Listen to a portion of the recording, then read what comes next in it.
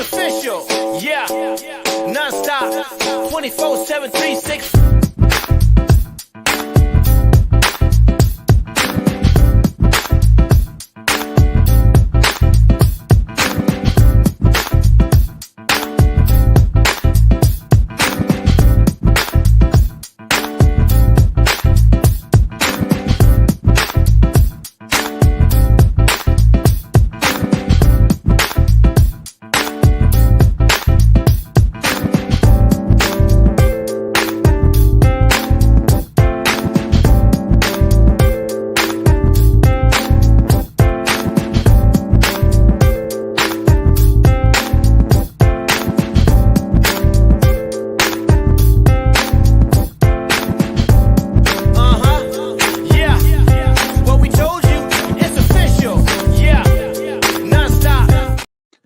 Ladies and gentlemen, welcome on into episode number 107 of the Mancave101 podcast. We are getting really, really old.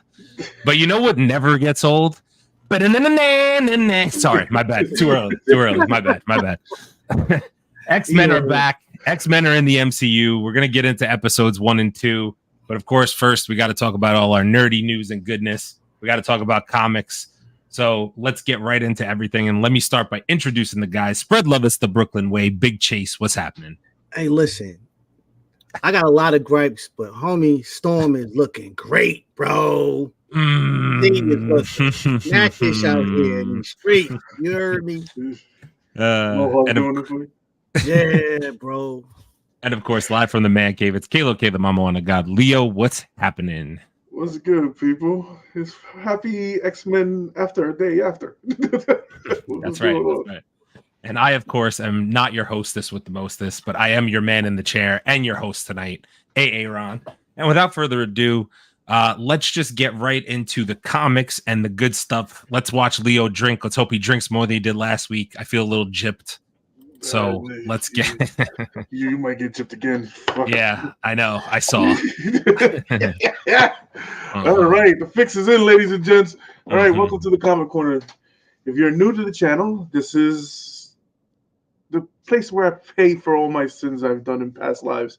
So these are the comics. These are the comics that we, the Man Cave, chooses that you should pick up. This should be like about first appearances, any special editions, variant covers, and stuff like that. And sometimes it's just a cool cover, and sometimes it's also just a really good story. So basically, this is my drinking game.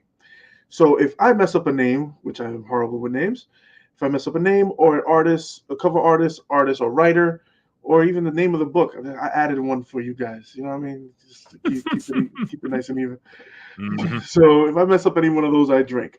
I suggest you have your pre-shots ready. I might not go past 4 today, but let's see how horrible I can do. So let's see here. The first book on the topping block is X-Men Forever. So basically, you got Jean Grey over here splatted out with the Phoenix behind her. With the Phoenix behind her.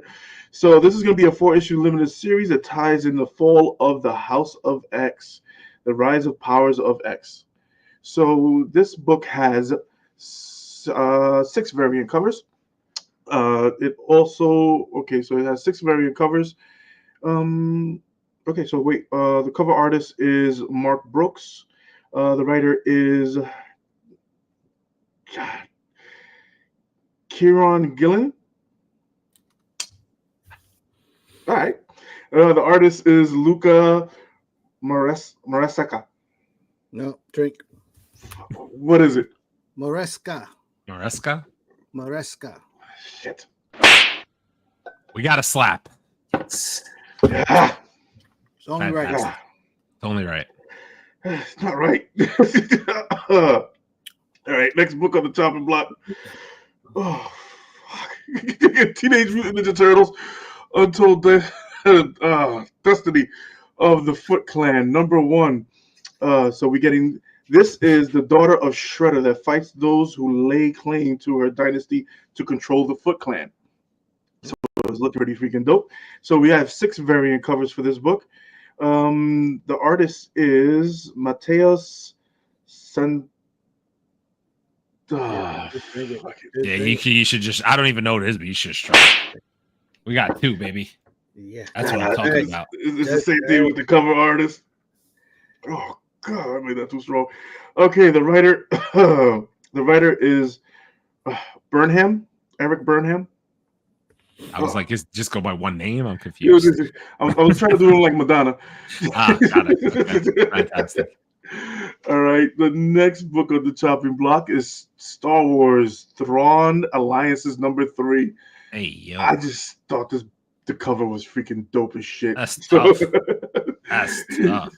So Thrawn that is my fucking guy right there, bro. I might cop this cover and get it CGC just because it's him on the cover. That's my dude. You got 3. You got 2 variant covers for this book. So like we said last week, anything Star Wars, start picking it up when it has a first appearance. This one does have a first team appearance of the Gresk. Star Wars names. Sorry. I don't even know. It's Grace. What? What? He did who? Who? It's what? Grace. Yeah. What? That's that one. Okay. All right. The artist is Pat Olifi. All right. Cover artist is Rod Reese. The writer is Timothy Zahn. The artist is Andres De Vito. Andrea? You said Andres. Andres? Which one is right and which one is wrong? How about Andrea? I put it's Andrea. Yeah, I put Andrea. You even got the right. You even got the right gender. Like, what the hell are you working on? What's in your cup? A lot of alcohol. The day I had. You're the one that makes the drink. I know.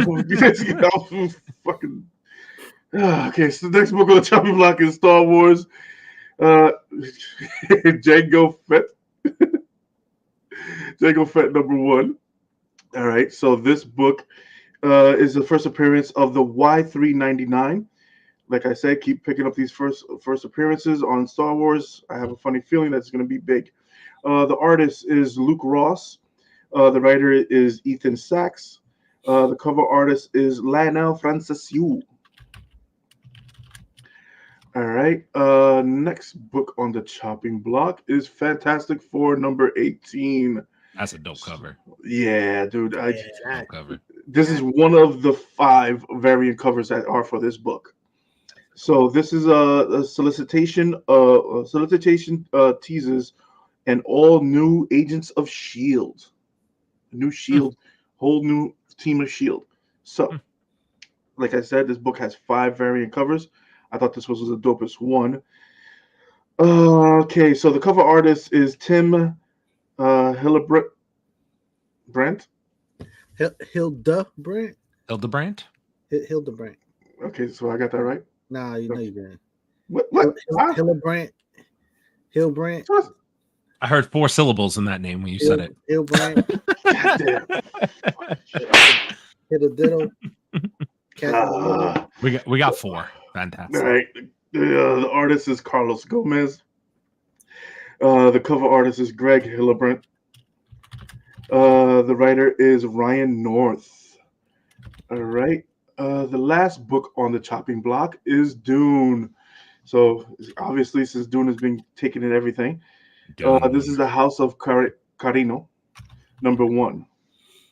So this book is a prequel story that leads up to the events of the first Dune novel. So this is all prequel. So it's all new stories. So you got 5 variant covers for this.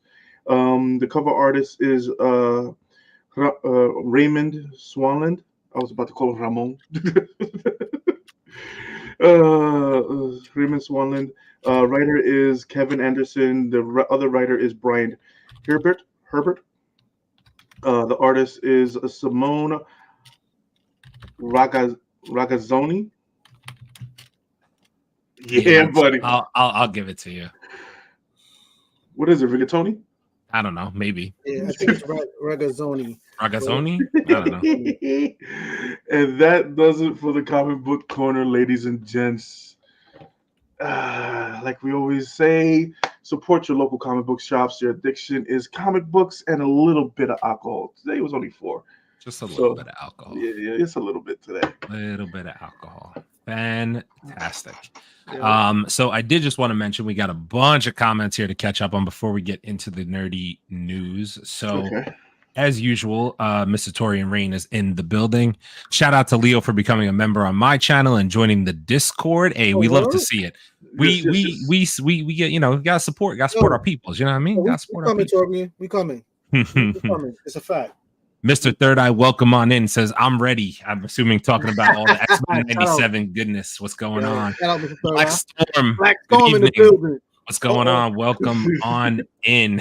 X-Men yesterday, Freak Nick today.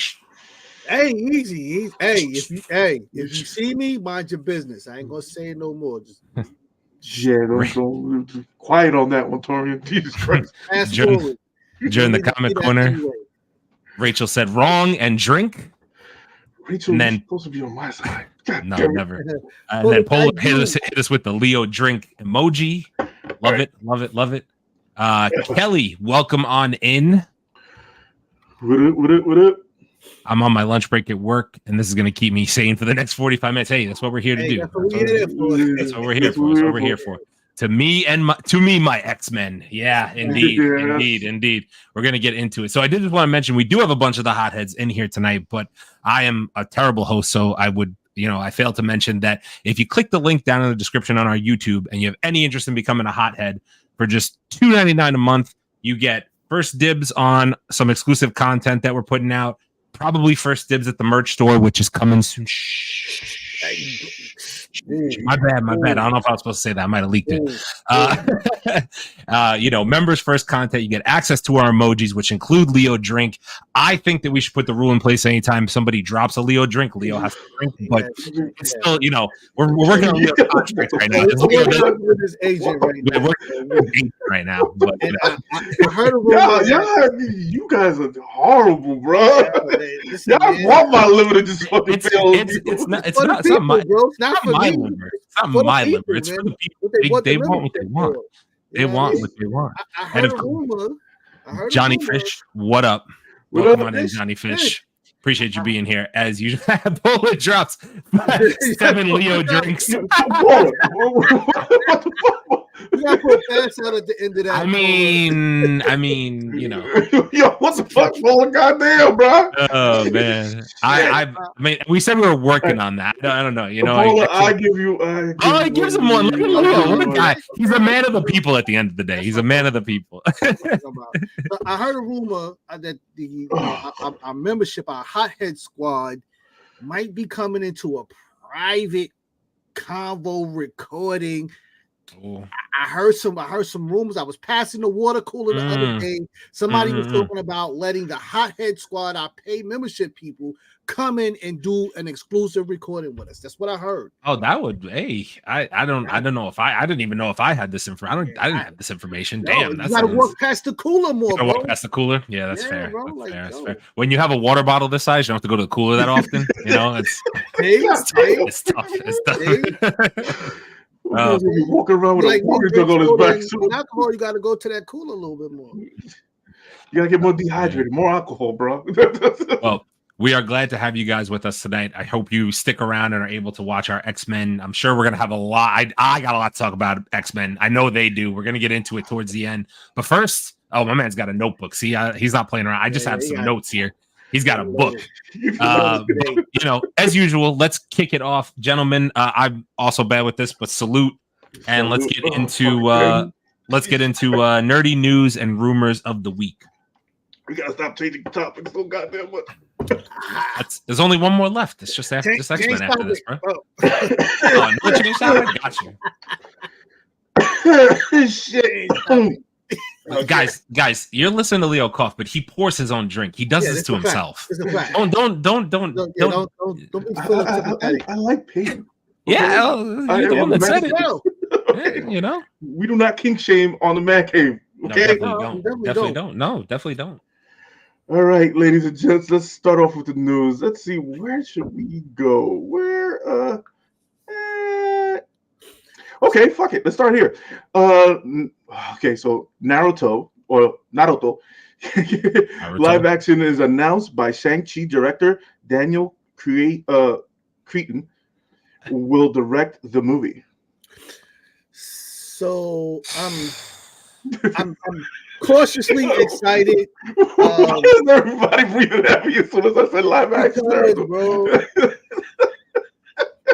because this trend that's going on with live action anime, sometimes things just need to stay in their natural state. Like, listen, we all saw Dragon Ball live action, right? Like, let's, you know what I mean? Like, and then we had Avatar with Shamascam. Yeah, and that's what I'm saying. Listen. Now we got a pretty decent we got a pretty decent one now on Netflix. I mean, like Avatar. You know, I have to finish it. I got 3 more episodes left, but it's pretty good in my opinion. You know, there's other ones Netflix has put out that I've seen. They're pretty good, getting good reviews, but it's still like cautiously optimistic. You know what I mean? Like, I need to know what studio's putting it out. I need to know, like, because I don't know who that director. I know he works for Marvel because he does Shang-Chi, but I don't know if that's gonna be put out on Netflix. Is it gonna be put out on Prime? Is it gonna be? I don't know. I think for me, part of the issue for me is just that, I like Shang-Chi, but there's some of the comedian aspects of what they did in Shang-Chi just was like cringe moments for me, and I don't want to see that into Naruto. I'm low key kind of a Naruto fan. I do like the series and whatnot. So it's like when you have those comical moments, you got to have somebody that really knows how to execute that stuff. Otherwise, it just comes off really like overly just Benny Hill. Yeah. I don't want that. Especially, it's hard to get off comedy from anime to a live action. It's like a weird adaptation. Hard, bro. It's hard. Please don't let it be like Dragon Ball Evolution. Or Attack on Titan. Jesus Christ! Don't mention that one. I fucking forgot about Attack on Titan. Yeah, that's also terrible. The Naruto live action is a show or movie? I think it's a movie. I think it's rumored to be a movie. Supposed to be a movie, but with Naruto, with all the episodes, I'm pushing is going to be a show. And depending on what, I don't even know what streaming service yet it's going to come out on. Yeah, we haven't. But we just know that the director from Shang-Chi, Danny, is working on it. So that's going to be rough. Bull said, "GG, it's cooked." It's cooked before it even comes out. You know what it is? You can't do an anime movie. Like, you can't. Like, anime movies to me are very, very like hit or miss. You know what I'm saying? Like, to me, especially live action, like, it's just hard to get all the context into a movie because anime has so much story building to it. Getting it in one movie is nearly impossible. No, dude, you can't. No matter really what, the 20-minute episodes or the 30-minute episodes, it's hard. It's already hard enough to to get a good adaptation of a comic book movie.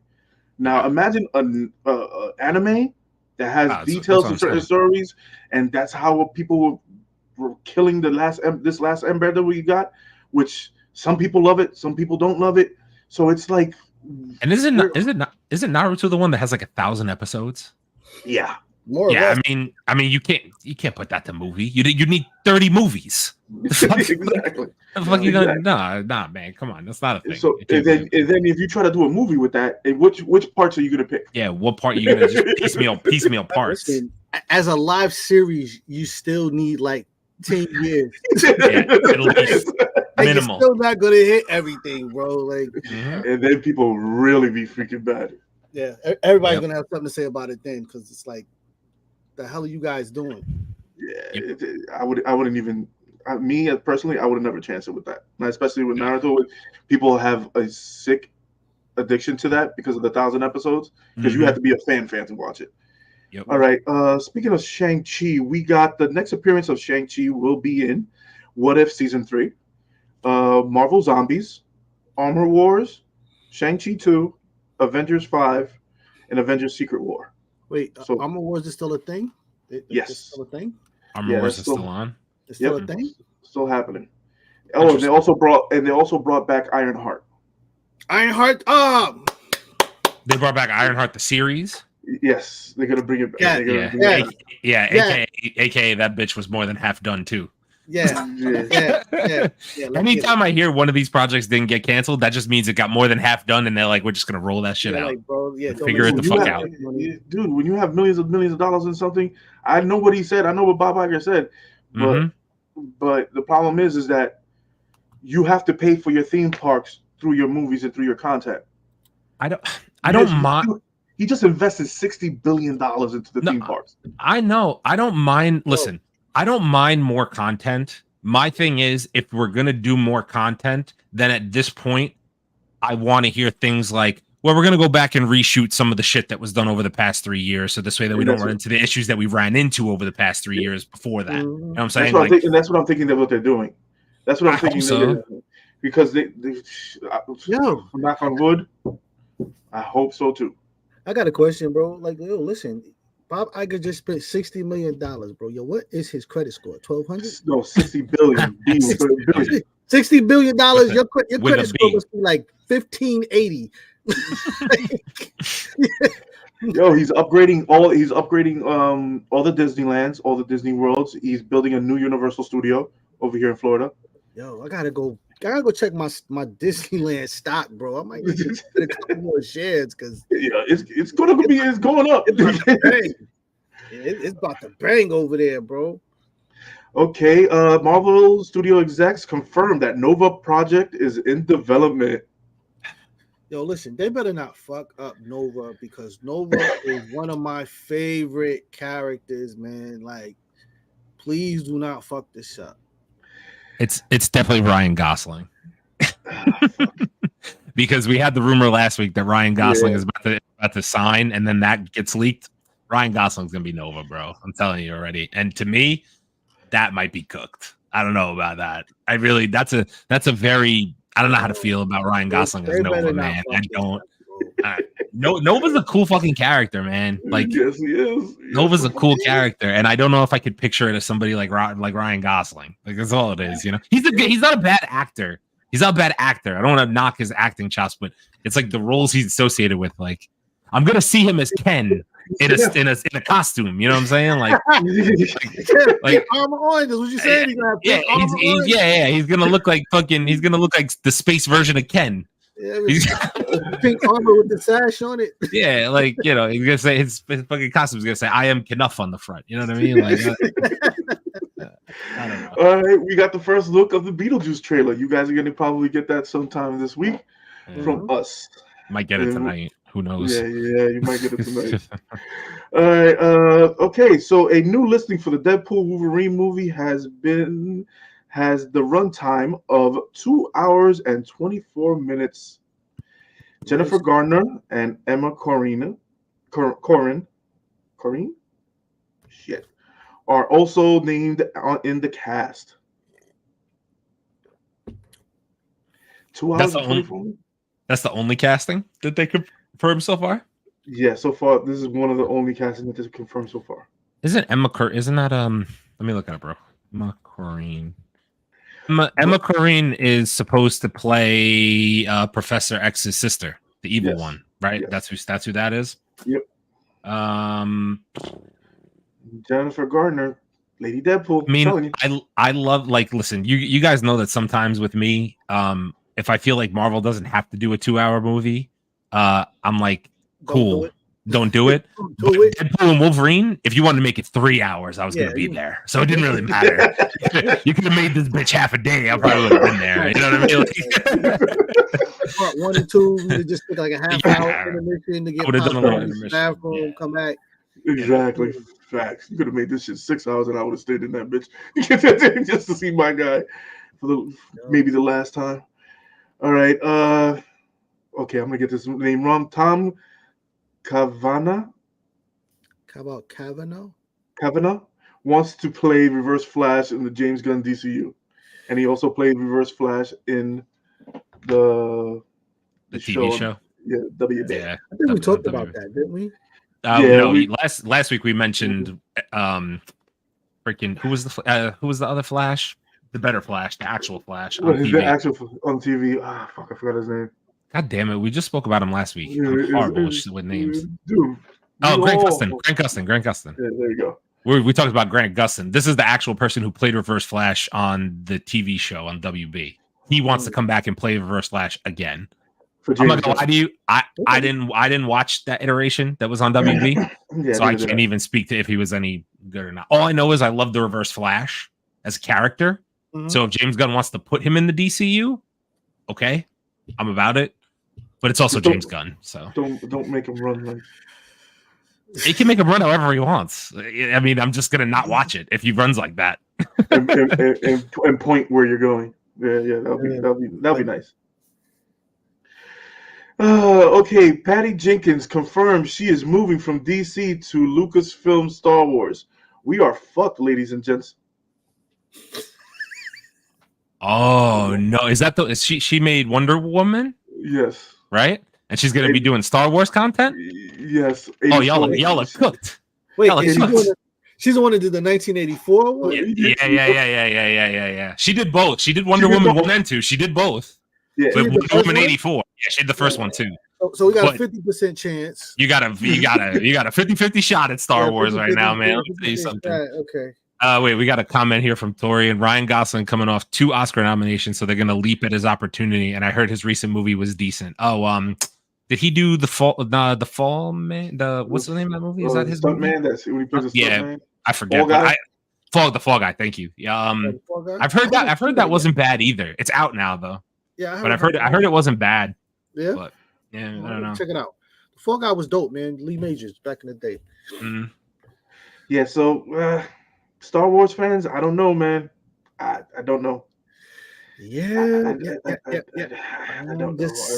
I really don't know. All right, we have Kang will still be a villain in Avengers 5 alongside another one. Yeah, so they keep pushing that. Yo, listen, I think what would be so crazy is if at the last minute they rehire freaking Jonathan Majors just put it back. My man was on the red carpet today the other night with his lady. That shit is not happening. Yo, that shit would be so crazy. That shit is not happening. Dude, I would love it too, but this counter suit. Yep, I know you got a counter suit out now. I just think Disney they're just gonna be like, bro. You think Bob Iger gives a fuck? Yeah, bro. Like, listen. I kind of do, actually. Kevin Feige cares more. Bob don't give a shit. You know what I mean?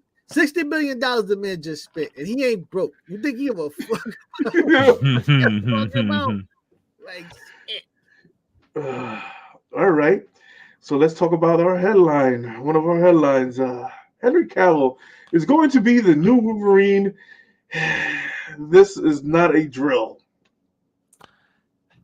So you know what? I have something to say, but I want to know what you have to say first as the Wolverine guy. And by the way, I want to preface this with something because I heard a lot of mixed things. So first of all, just because if Henry Cavill plays a Wolverine variant doesn't necessarily mean that's his quote unquote secret role for Marvel. He might still get another role after that because this Deadpool movie is going to kill off different characters. So I'm assuming they could kill off his variant immediately and just be like, oh, Henry Cavill will play a different character at some point in time. Like, I don't see that as a thing, but I want to know what you have to say about Henry Cavill playing Wolverine.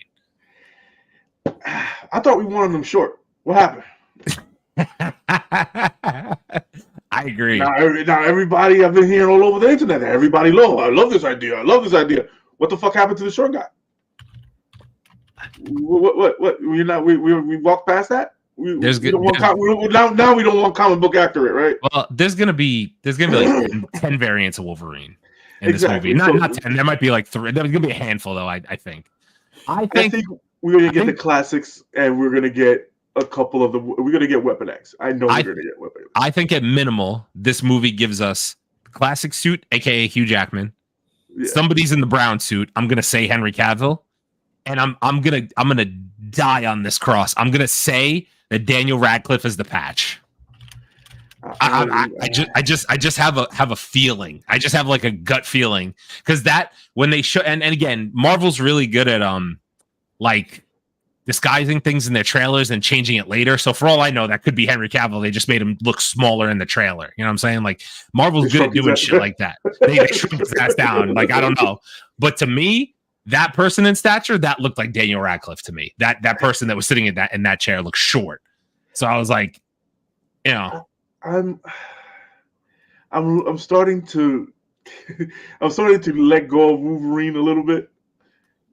Or who plays him, because I can nitpick it too much. You can, dude. I can literally nitpick this thing to fucking death. But I don't want I don't want to sway somebody's opinion about a character that a lot of people love. And of course, at the end of the day, as a comic book character, he's been my favorite since I started collecting when I was a kid. Mm-hmm. So I literally traded a whole bunch of cards just to get one Wolverine card because he was my favorite character. So to me, it's like I don't want to give people a bad taste in their mouth before I see something. So the only thing that I'm going to say is basically the short thing. Henry Cavill as an actor, excellent actor, fantastic, yeah. But as Wolverine, me personally, I don't think he got it. Really, you don't think he could pull off the role? I think that's a waste. I think it's a waste of resource for him, bro. There's like 100 other characters that he could play so very well, and plus, I think that doing Wolverine is starting to become crowded. You know what I mean? It's like Hugh Jackman and Patch, and you know, it's starting to become crowded. So it's like, if you become one of the more popular characters, then how do you ever shine? Because everybody understands that if Wolverine's on that screen, it's about Hugh Jackman. Anybody else 100%. Is just a flash in the pan. Yeah, for sure. I mean? So how are you ever supposed to get any real shine? Like, come in as a character people didn't expect to see, and then have a moment, and then and now you're off and running. I still think that Henry Cavill, this is not his only role in Marvel. Right. I think he's going to do this cameo, and then he's going to get another larger role in Marvel. What it is, I don't know yet. We had that talk weeks ago, so I'm kind of waiting to see if that rumor mill is going to churn back up again. Because I'm just waiting to see that it's going to be like Doctor Doom, and I'm going to get excited. But either which way. The thing is, I think that Henry Cavill will be wasted as Wolverine. Yeah. Because I would like to see Henry Cavill build his own legacy in Marvel. Okay, yeah, same. I agree with you. I want him to have, okay, motherfuckers, fill my boots now. Fill my tighty whities, whatever the fuck you're gonna wear, whatever you're gonna be. Fill that motherfucker. I want you to fill my cape. Go ahead. It's already gonna be hard enough over there in DC to fill that Superman cape. So I want to see him do that same shit here in Marvel. I think it's so tough because, like you said, Hughes played this role for a decade now, a decade and a half, dude, 2 decades. Years. Yeah, whatever it's been, 2 decades. This is gonna be 25 years. The problem is we keep on saying whoever is going to fill those shoes in the next iteration of X-Men, best of luck. Like, you got shoes to fill, boy. Like, I don't envy if it is Daniel Radcliffe. Like, God bless. It's gonna be fucking hard, man. I wouldn't want that fucking job, but I think it's so difficult because we're always gonna look back. And our kids, grandkids, we're going to be like, nah, this was Wolverine. See this guy? Then we're going to point to Hugh Jackman and be like, that was the fucking guy. Not the guy you're seeing now. Yeah, we will have plenty of evidence to show them why and whatnot. And I agree. I think... Come sit and watch Logan with me, boy. Yeah. It's literally going to be like that. It's going to be like, listen, you young ass motherfucker. This is when we had no feelings. Remember this? This is my era. No feelings. At some point, they're gonna just have to hit the reset button on Wolverine, bring in a new young Wolverine, and kind of restart the story. It's the only way you're going to be able to rehash it to a new audience and all of that. Because dude, they have the thing is with Wolverine, he's been around for so long, they have so much content.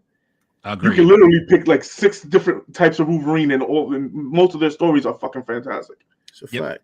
It's a fact. So you just stay away from Old Man Logan, and we're gonna be all right. We're gonna be all right. Stay away from Old Man Logan.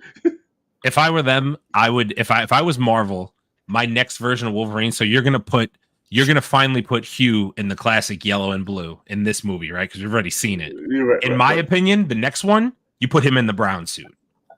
for the run. You put him in the brown suit for the whole run just to differentiate him from like, this is a different guy, is what it is. Don't put him right back in the blue and yellow. It'll be fucking bad. Don't do it.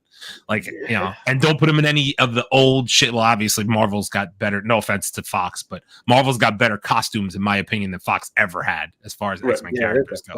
They're gonna crush that. They're gonna put the old X-Men suit, like, to put old X-Men suits to shame for sure. So, like, you know, but that's just my opinion. I would put him in something different, but we got a bunch of comments here to catch up on. So first of all, I'm going to start here. Nico Still Apex, thank you for the $4.99 super chat. We appreciate you so much. All late, but we here.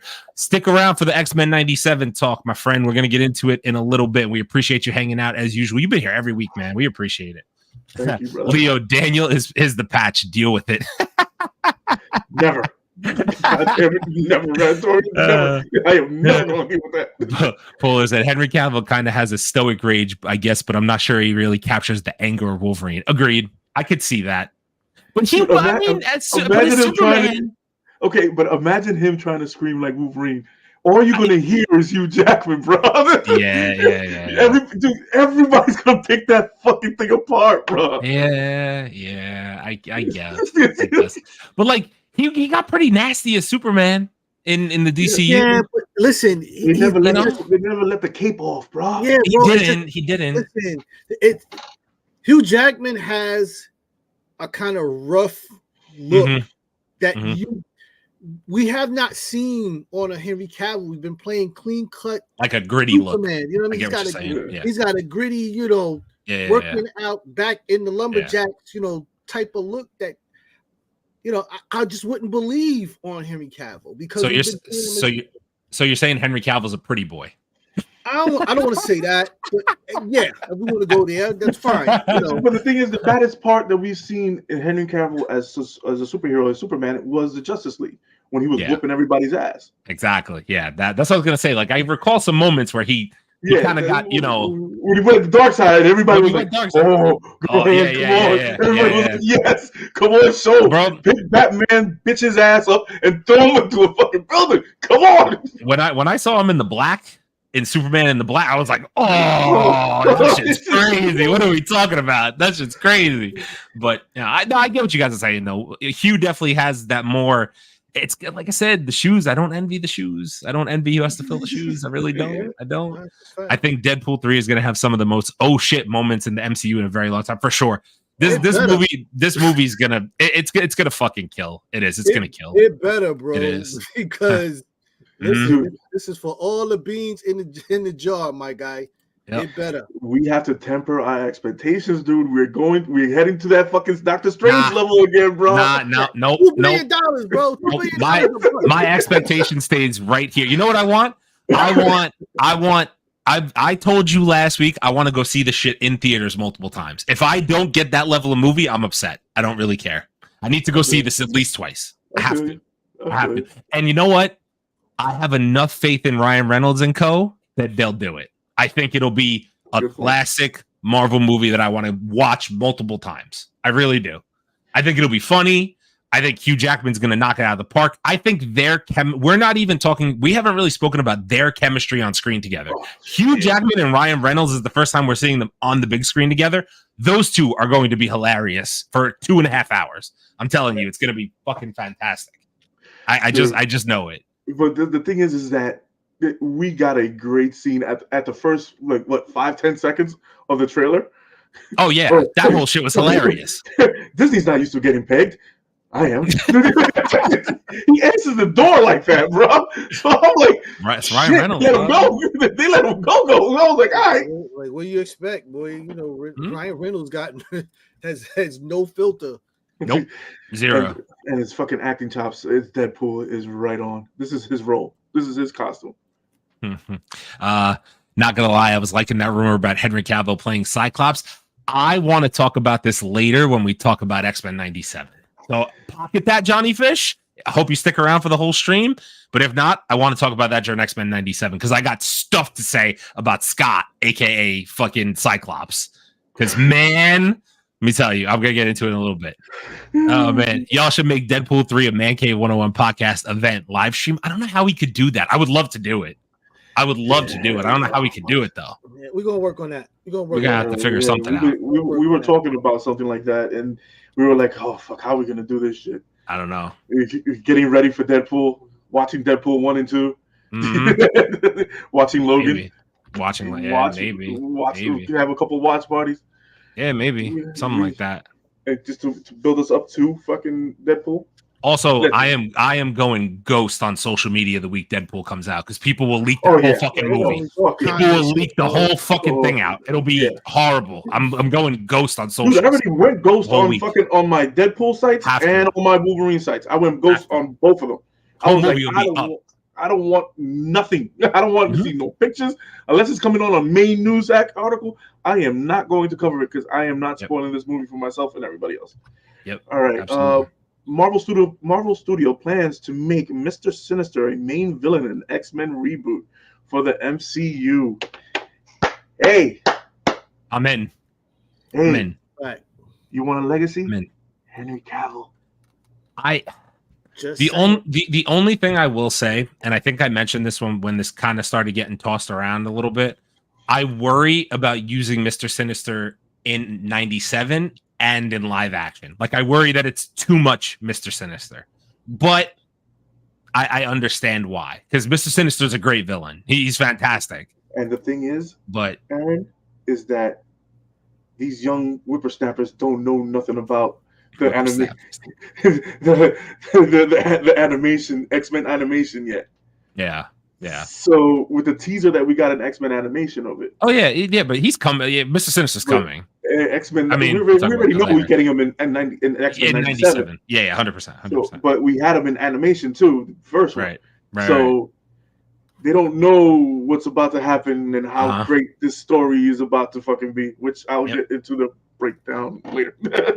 yeah, I hear you. I just, I don't want to double dip on story with live action, so part of me wishes that they go a different direction for the villains. There's so many great X-Men villains, is my point. But like, my thing is, I don't know where else they would really go. We've seen a lot of decent Magneto. Yes. We saw a really fucked up Apocalypse. God, that was horrible. That needs to be fucking redone. They need to scrap that and the fucking Phoenix Saga. I wouldn't hate to be completely scrapped. Scrapped completely. I wouldn't hate to see a new Apocalypse, to be honest with you. If Marvel did it, I'm fucking down for a new Apocalypse, bro, because that could have been done a million times better. Obviously, that movie was fucking terrible. But Ivan Ooze ass. Ivan Ooze, exactly. Oscar Isaac, by the way. Oscar Isaac, by the way. Yeah, fucking right. God damn it. Just saying. It's not always the actor. Just saying. It's not always the fucking actor. It is exactly the truth. Because that's Oscar fucking Isaac, bro. He's a G. Look at Ryan Reynolds, Green Lantern. That's what I'm saying. Not the actor. Secret Invasion. Yeah. Secret Invasion. Like who can't do a great movie with Samuel L. Jackson? Just saying. Bowler said Quicksilver punching him was funny though. Was it? Was it? I guess it was. It was kind of funny. It was kind of funny. It was kind of dope. Chris Evans, Human Torch. Fair. Yep. Again. Yeah. God, that was fucking bad. Sometimes it's not the actor, man. I'm telling you. It's just he cannot play a playboy. He cannot play a fucking playboy. That's not Chris Evans' role, bro. That's not his thing. That is not his thing. All right. So Bruno Mars, Mr. 24 karat magic in the air. Yeah, Mr. 24 karat. Yeah, that guy. So supposedly he has a $50 million gambling debt in the MGM casino. And also but guess what? He recently just signed with MGM Casino to have a residency there. So it's just he's paying his debt off, basically. That's what that is, huh? He's there for the next 20 years solid. Yeah. He's saying it has nothing to do with it. My ass, it don't. This is all alleged. This is what he said. They got my man Bruno Mars chained up in the back like a fucking. He looked like one of them things from Mario Brothers. One of them fucking things on a chain link in the tube. Give me a 21 karat magic again. Let's go. Wind up the thing and he just comes out and shit from the back. That's crazy, bro. Yeah, So, it doesn't. On, bro. Sean with the $10 super chat. What are you guys doing tonight? Thank you guys so much. We appreciate it. Thank you, Sean, bro. You have to do that. We appreciate it, man. What's going on, Sean? Hope you're having a good night, man. Hope you stick around for the X-Men 97 talks. We're probably gonna have some stuff to say, man. I hope you guys all stick around for it. It's a fact. All right, Jensen ankles. Jensen who? Jensen ankles. Ankles? Jensen's ankles? Is that what you're saying right now? Yeah, Jensen ankles. That's his name. Why are you talking about a man's ankles? I'm saying though, when the men start talking about other men's ankles, when that become a thing, bro? Like, I told you we're starting a foot page, bro. Yeah, Jensen Ackles? Ackles, yeah, that guy. Not ankles. There's no N. There's no N in his name. My fault. Shit. Drink. God, I've man. been fucking drinking all fucking day already. Drink, bro. We ain't even discuss it. Just drink. Good gracious. I'm a really bad host, Dorian. Thank you for pointing it out, man. I appreciate it. I can't wait to talk about X-Men 97. That's the problem. I can't wait to get into it because I know we're gonna have a difference of opinion over here. But ankles. Damn, ankles. Ankles. Leo, drink, Leo. Okay, I already did. Shit. Man said ankles. The fuck. Oh god, dude, this is gonna be a hell of a night. What breaks his silence on he almost played Deadpool for the MCU. Wow, really? Yes. I didn't know that. I don't know if I could see him. Well, obviously it's hard to see anybody but Ryan Reynolds now. But really? Him? Yeah. You had him in Supernatural for fucking 25 years or some shit like that. Yeah. That's why. And he was an asshole in Supernatural. So they were looking for an asshole type. And he did play a good fucking asshole in Supernatural. I was trying to figure out why that name sounded familiar, and then I just realized that it's the guy who played Soldier Boy as well. Yes. Fantastic. I could kind of see it. Yeah. Kind of see it. Come on, man. I could kind of see it. He had a name for every finger position that he wanted. Oh shit! Torian said he almost played Captain America as well, which now is even funnier that he's Soldier Boy. He would have been America's ass, but due to scheduling conflicts with Supernatural, he could not play that role. Yep. Interesting. Very interesting. All right, Iman Vellani wants Miss Marvel to join the MCU's X-Men. Wow. God damn it. You know what, though? She's right. They said she's a mutant.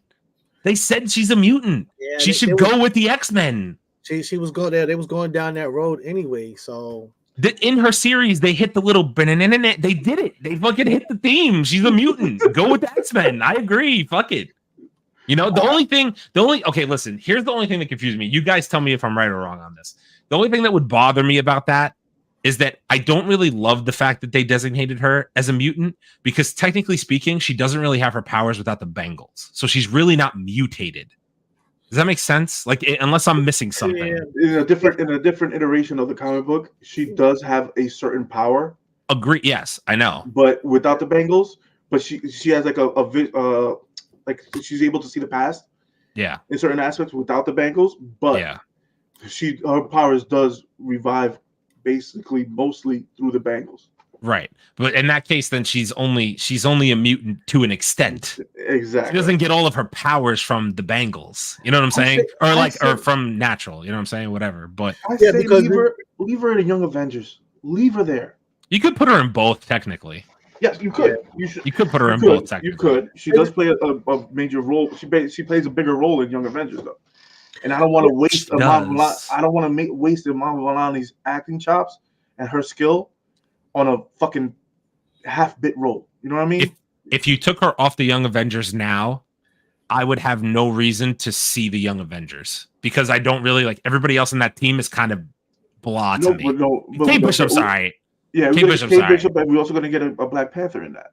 I'm sorry, Chase. You were going to say something, but you got cut off. I was just saying, like, if I remember correctly, her grandmother, because it's the bangles, but also she has something special that she inherited from her grandmother. I think it's the visions that she sees. Right, and it seems to have skipped her mom. Yeah, because I remember them having some conversation about we didn't know if you had it or not. Your grandmother had it, so that actually might be the mutant part of her power. We just know the bangles give her what we know.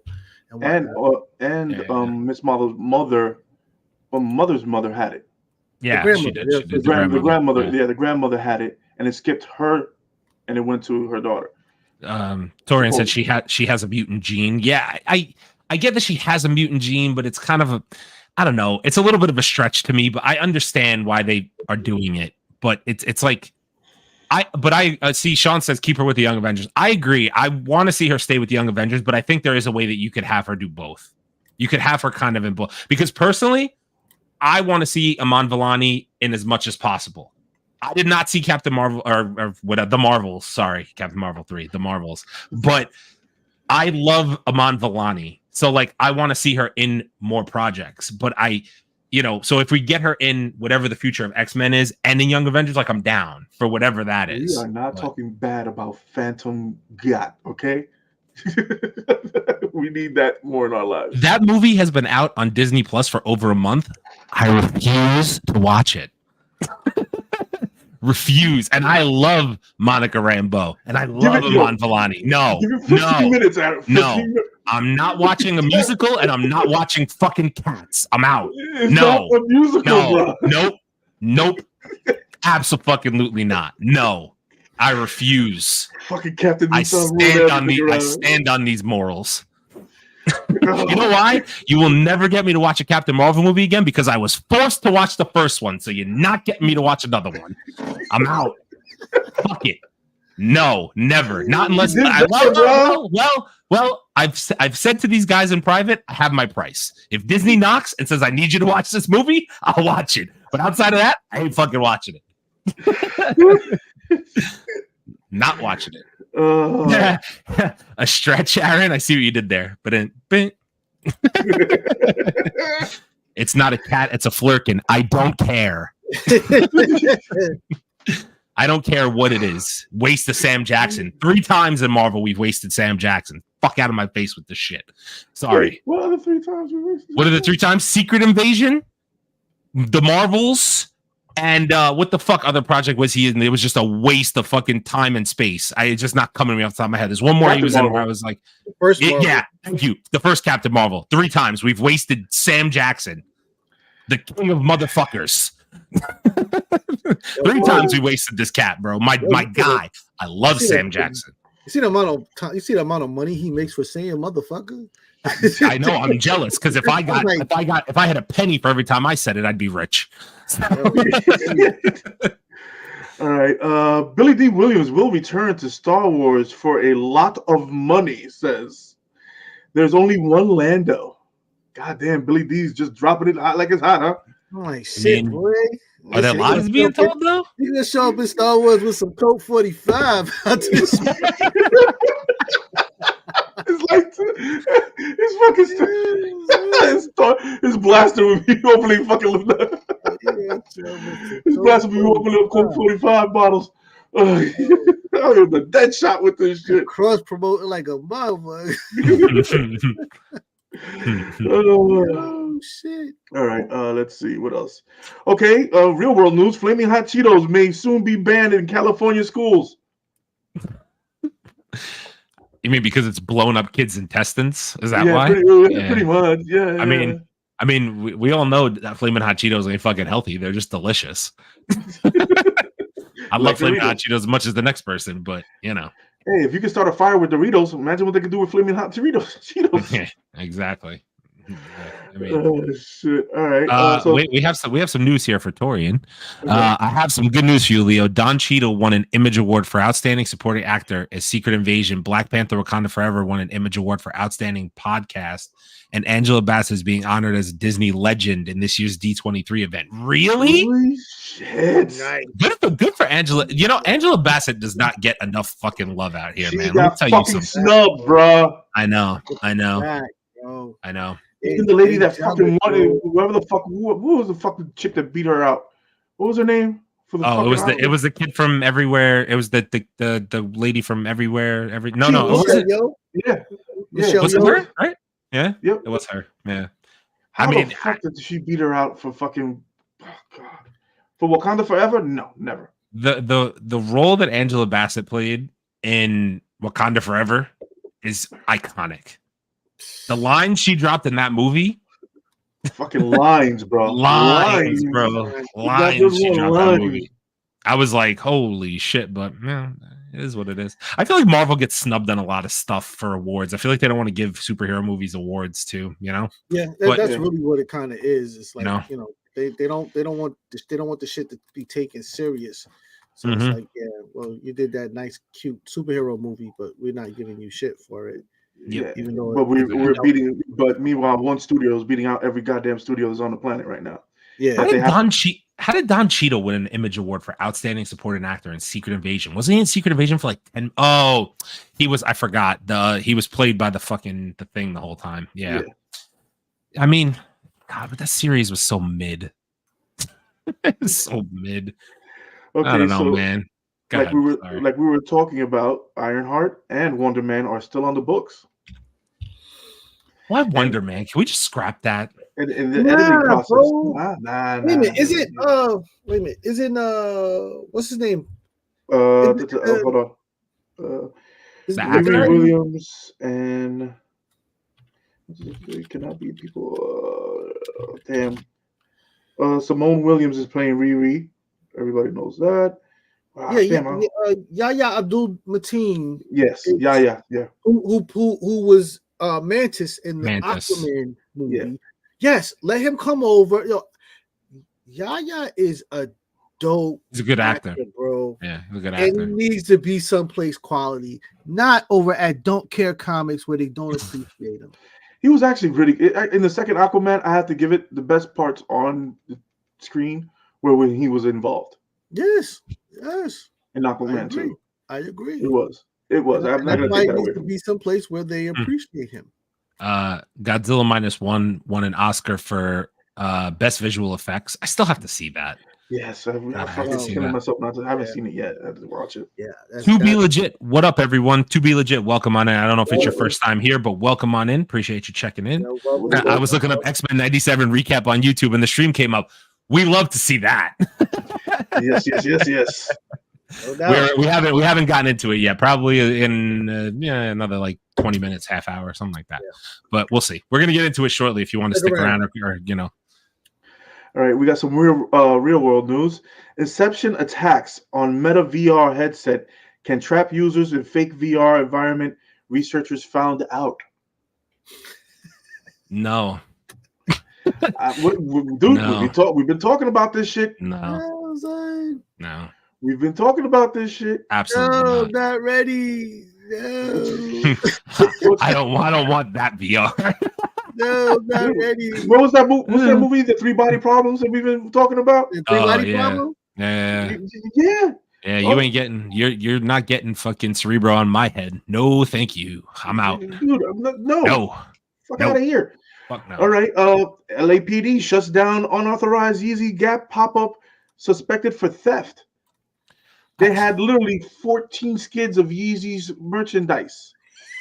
Is it Yeezy's new merch, not Adidas merch, right? It's Yeezy's new merch. It's Yeezy, not his new merch, it's old merch.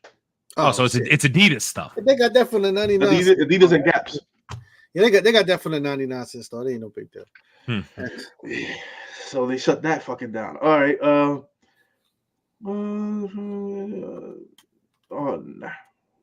over in that. Oh, fucking Idris Elba. Real world news. He joins a Defected Records for DJing. Oh, word. Oh, what? so yeah, dude, you haven't seen Idris Elba DJing? So my man is what is it? EDM DJ? Yeah. EDM DJ. So the Defected Records is one of the biggest, most popular EDM dance labels out there. Period. So, and Idris has been DJing and producing for a while now. So that's big for everybody. He has a record with fucking Nicki Minaj. Yeah. I mean, it's hard for him to do so. But that what's that joint Bozy that he put out a couple of years ago was dope. So salute to him, man. That's big. That's big. All right. Mr. Beast reality TV series will have a $5 million cash prize. Who wants to sign up? Woo. I could be enticed. Mr. Beast. What do I have to do? I don't know, bro, but I'm in. I'm kind of in. $5 million? $5 million. $5 million? And he was actually did an interview. He was like, people don't believe me that I'm giving away money when I'm doing it by myself. So Amazon said, okay, let's us do it. So he was like, nobody was believing me that I was giving away millions of dollars and giving away cars. Everybody thought that I wasn't. So I couldn't do a $5 million payout because everybody said, oh, it's fake, it's fake, it's fake. So I started doing $100,000 payouts and people started believing it. And then I started giving out the cars. Then Amazon picked it up because he did that big game show on his channel where he had almost almost 2 million, 2-point-something million people watching it. Right. And he gave away $1 million. And now Amazon picked him up and he's fucking paying him $5 million for the grand prize. Okay. Well, shit. Interesting. Yeah, so it's like crazy. Talking about people needing money, all 8 live-action Spider-Man films are going to be re-released starting April 15th. In theaters, right? Yeah, in theaters. I saw this. Yeah. I mean, the early ones will probably make more money than any of the new stuff. So I don't know. I don't know if I would actually go back to the theater to see an old Spider-Man movie, though. Yes, I'm like, I don't know. It sounds cool, but it's a money grab. Also, Torian said earlier, Invincible season 2 part 2 has been good so far. I'm in the middle of the second episode right now. I'm actually back in. I'm locked back in. Oh, you're locked back in? I'm locked back in. Watch it. It's gotten better. It's gotten better. All right, Aaron Taylor Johnson has reportedly been offered the role of James Bond. Who? The dude who's playing fucking damn it, and Spider-Man Craven. He's playing Craven. Dude who's playing Craven in the upcoming live action. Aaron Taylor Johnson. He was also in fuck else did he play in? Aaron Taylor Johnson. He was in Kick-Ass. Yeah, Kick-Ass, yes. That's right. Bullet Train. And Bullet Train. He did his thing on Bullet Train, though. Yeah, he was good in Bullet Train. And he's playing Bond? Yes. He's rumored to be playing Bond. Oh, he was Quicksilver too. I forgot. He was Quicksilver in the MCU.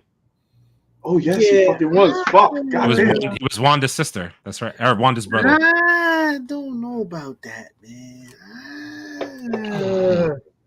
Wouldn't it be that he would be the youngest Bond we've ever had, right? I think. Yeah, pretty much. Yeah. Everybody else has been like a little bit on the older side, like 40 and up. I don't know. I think Aaron Taylor Johnson is 30 still. But that's what Bond's supposed to fit in around in that space and whatnot, bro. He's a 00. He's a 00 agent, so he's supposed to be older. But you don't know what number they're gonna give him. Are they going to give him double? Yeah, but you can't be Bond if you're not 007, bro. They had him, but they had different iterations of Bond. You got 101. I mean 10. But those are different agents. But the designation for Bond as a 007 is a special designation. You can't. You got to be a 007 if you're a Bond. You're not. How many times have they fucked up a movie in Hollywood? I'm just telling you the rules. You cannot be a James Bond designation if you are not designated 007. There is no Bond 006. There's no Don 004. Like, there is none. So I'm just telling you, be disappointed because Mr. Pet Hugger himself is going to be your Bond.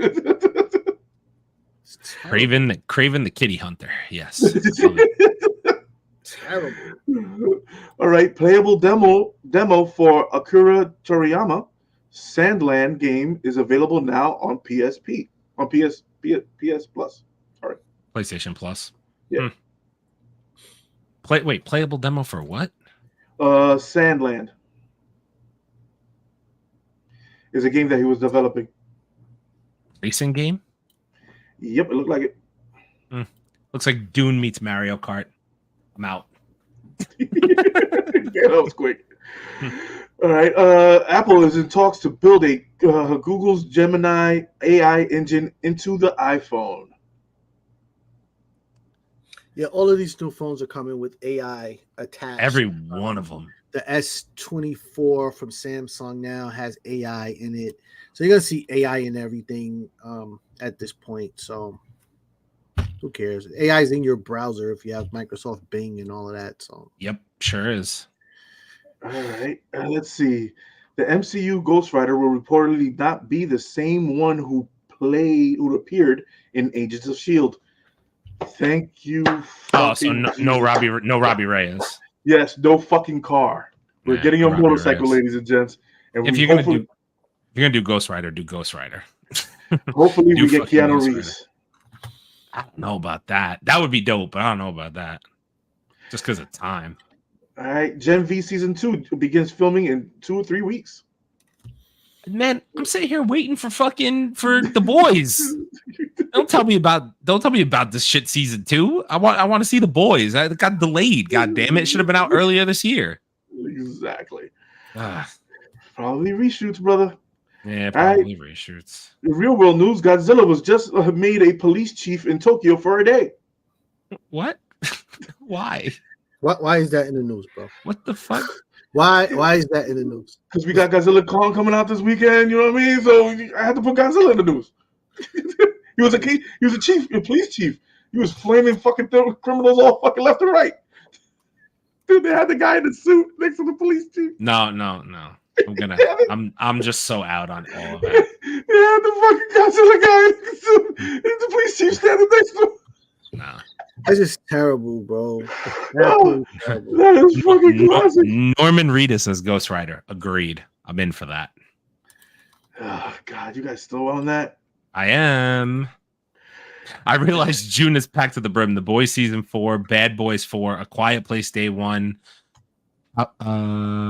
HOTD, Power Book 2, Ghost final season, House of the Dragons season 2. Damn, June is gonna be busy trying to keep us inside. No, it's hot out. You're not keeping me inside. Got the outside TV, bro. Got the outside TV. Crime went down 0% for a day. You should have said, man, Godzilla can't fight crime. Listen, if Shaq could fight crime, anybody can fight crime. I don't give a fuck what anybody gotta say. Fucking Shaq and Godzilla are probably the same fucking shoe size. All right, Jake Gyllenhaal says he'll play Batman in James Gunn DCU universe. He wants to play.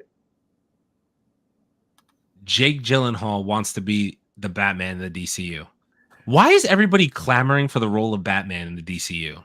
Because it's very weird that a lot of people are going for it, saying that they want the role. 10 years.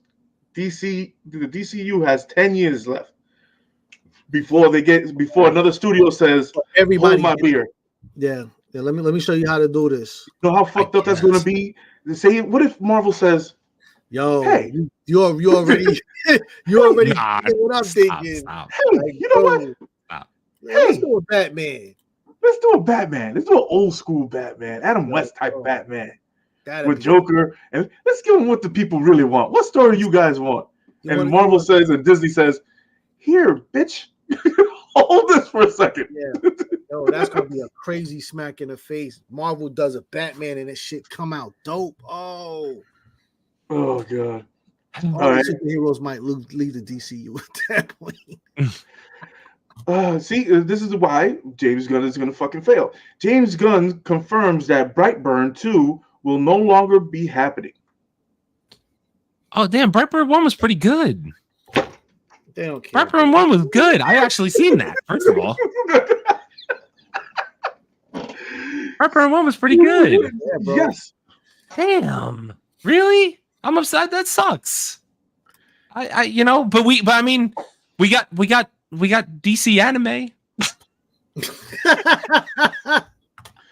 That's one fucking. That's one. I was waiting for it. That's one.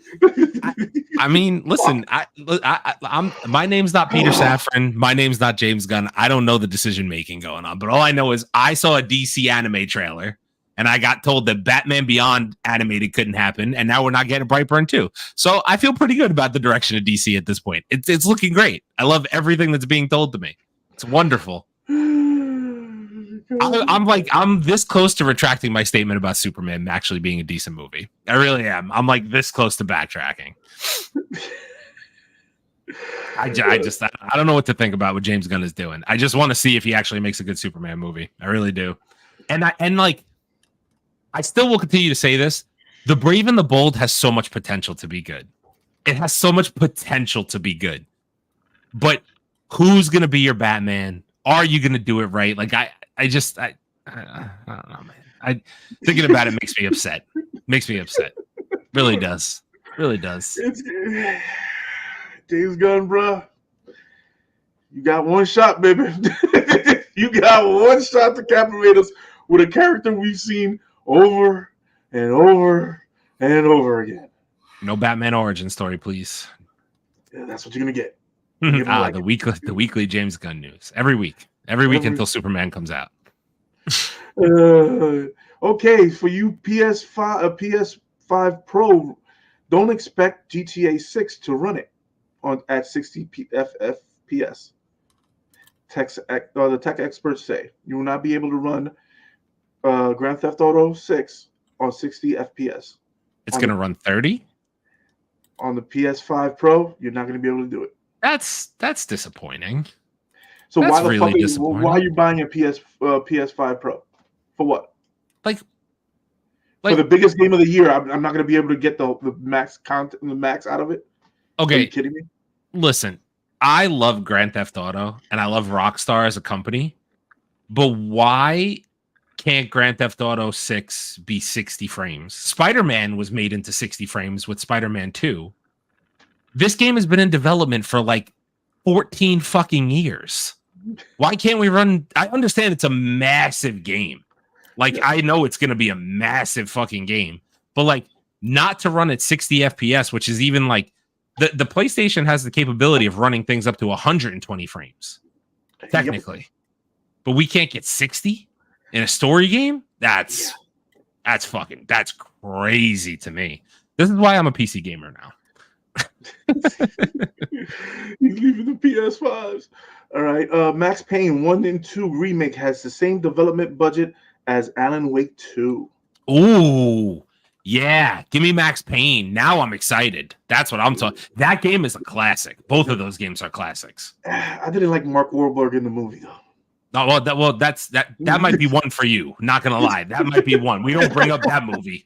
We don't bring up that fucking movie. What you're like? No. We don't bring up that movie. No, fuck no. That movie was fucking terrible. No. Absolutely not. Absolutely not. No. Fuck no. Those games, classic. What Mark Wahlberg did, the opposite of classic. Fucking terrible. No fucking way. But you know what is classic? Deep in the heart of Texas. He's joining us just in time to talk about X-Men 97 in a couple of minutes. Man, listen, it's Wendy's. What's happening, bro? Better late than never, my friend. Better late than never. I mean, you know, if I ain't on CPT, then it's a problem. You know, it's a problem. Then you know Texas really got me, son. What hurricane hit your ass now? It's called life. Yeah, I was gonna say it's called real life. Real life is a hurricane. Life. Yeah, sure is. But I'm here now because I conquered it. So let's go. Fantastic. Let's get it. Fantastic. All right. Margaret Robbie is set to produce a live-action The Sims movie. The Sims? Yes. And it's Margot. Yeah. Put some respect on that name, bro. What did I say? Mark? Did I say Margot? You said Margaret, but I don't know. I'll drink for that because I listen. Wendell's here. He called you out, so yeah, it is what it is. You just started off like that? I just start quick. Real quick. What up, Wendy's? The CPD still an hour late. That's nasty work. I was on time as far as I was concerned. Let's talk about more important Margot Robbie news. I heard that Margot Robbie and Sydney Sweeney want to make a movie together, and I will need a Dune popcorn bucket to attend said movie. Or was it the opposite way? Was it the opposite on that one? I don't care. But if you give me both on screen, I don't really care. I'm not gonna lie to you. Like who really wouldn't? That's a movie I'll go see 3 times in a row. Consecutively. Extra butter, if you know what I mean. I'm just saying. Oh God. I'm just saying. I calls it like I sees it. Oh God. All right. Marvel 1943, Rise of the Hydra. The trailer has dropped, ladies and gents. Oh, we're doing that tonight. We're doing FYI, that. we're definitely covering that tonight. All right. So that shit looked crazy. All right. So we got some specs. The derivative-driven action adventure game, an original World War II era story. Young Steve Rogers and World War II era Black Panther, T'Challa grandfather. Yeah, buddy. T'Chaka? No, not T'Chaka. No. There's still T'Challa. Interesting. Yeah, they ran with T'Challa at least 4 or 5 times. Huh. Of the Unreal Engine 5.4 coming in 2025. Carrie Payton, Azuri, Black Panther. Oh my god, I forgot. Yeah. Drew Moreland as Steve. I think I said that right. Drew Moreland, Steve Rogers, Captain America. Those are the voice actors. I caught bits and pieces of the trailer, but I haven't watched it in full because I wanted to do a reaction for the channel, obviously. Right. The bits and pieces that I've heard, I want to re-watch it again. I don't know what it is, but the voices were bothering me a little bit. I was getting like, I don't know if it's because I only watched it quickly on TikTok, but I was getting like Jamaican vibes from Black Panther. And I was like, no. And I was like, don't fucking do that because I'm going to get really mad. It was like, yeah, man, what you know? He said, America. I was like, I don't know, Chief. I don't know, Chief. Right by the beach. Listen. My Black Panthers from Africa, not the islands. My people from the islands. T'Challa got 9 jobs, man. That's what,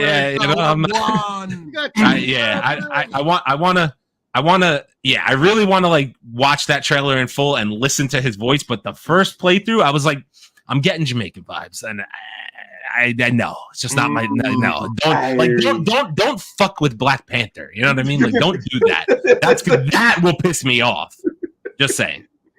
Yeah, you ain't lying. All right, we got the rumor. Extra credit scene of Captain America: Brave New World will feature Sam Wilson recruiting a team of Avengers, or will feature Sam Wilson meeting a surprising character in the rescue of a surprising character to recruit as an Avenger. We're saying Iman Vellani. I mean that would make sense. I mean, but then that kind of would negate what she's doing. She ain't doing much. What's she doing? She went to go recruit, the new Hawkeye. It's Kate Bishop. Yeah, she's a new Avenger. But she's doing her own thing. So to pull her and say like, for him to go show up and try to pull her onto the actual Avenger team, then like that just makes the Young Avengers like mean nothing. No, that's what I'm saying. They're gonna probably make the Young Avengers through that. Yeah. She already started. That's what I'm saying. I know, but you know how Marvel is, bro. They don't fucking do things. They don't do things in order, bro. They hop over here. Okay, we got you. They hop back over there. We got you there. And then I'll just make that a waste of an end credit scene to show me something that happened before the Marvels. That'd be wasteful. Yeah. I got some comments to catch up on here. Nostalgic, welcome on in. Appreciate you hanging out. Hey there, I did get a notification y'all were live. Xmen 97 is not my bag. That's cool. Doesn't have to be your bag. Get it. But you make sure you click that bell, man. Put that bell on. All notifications, my brother. Henry is Wolverine for reals or spec? I think it's spec at this point, but people are pretty much confirming that he's kind of going to be in the movie as a variant of Wolverine. I don't know. We shall see what happens there. Torian says you can't mess up an African accent. Well, you can. I mean, you really can. You really can. You make them Jamaican. Yeah, that would be called that. Bro is acting his ass off in the trailer though. The bit I saw, whoever, I forget the guy who's playing the Black Panther, but he was acting his ass off, but the accent was just it. You guys will see when we do the trailer later. I'm assuming. I want to, I really want to listen to it myself and get a good, because I only saw it on TikTok and sometimes that distorts sound, so it could have been me. Could have definitely been me. I don't know. One of the actors in Blade dropped out. I forgot his name. Who? One of the actors in the Blade movie dropped out? Yeah, one of the guys. What the hell? Yo, research that. Somebody look that up. As long as it's not Mahershala, I'm good. It's not Mahershala. It was somebody else.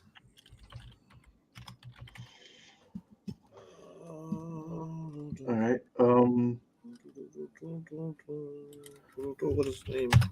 I saw that earlier this week. All right. Let's see. Okay, so let's keep going until we find it. Aaron Pierre. Aaron Pierre. Yeah. Yeah, Aaron Pierre. What was he gonna do? Who cares? We ain't gonna know. He's leaving, so who cares?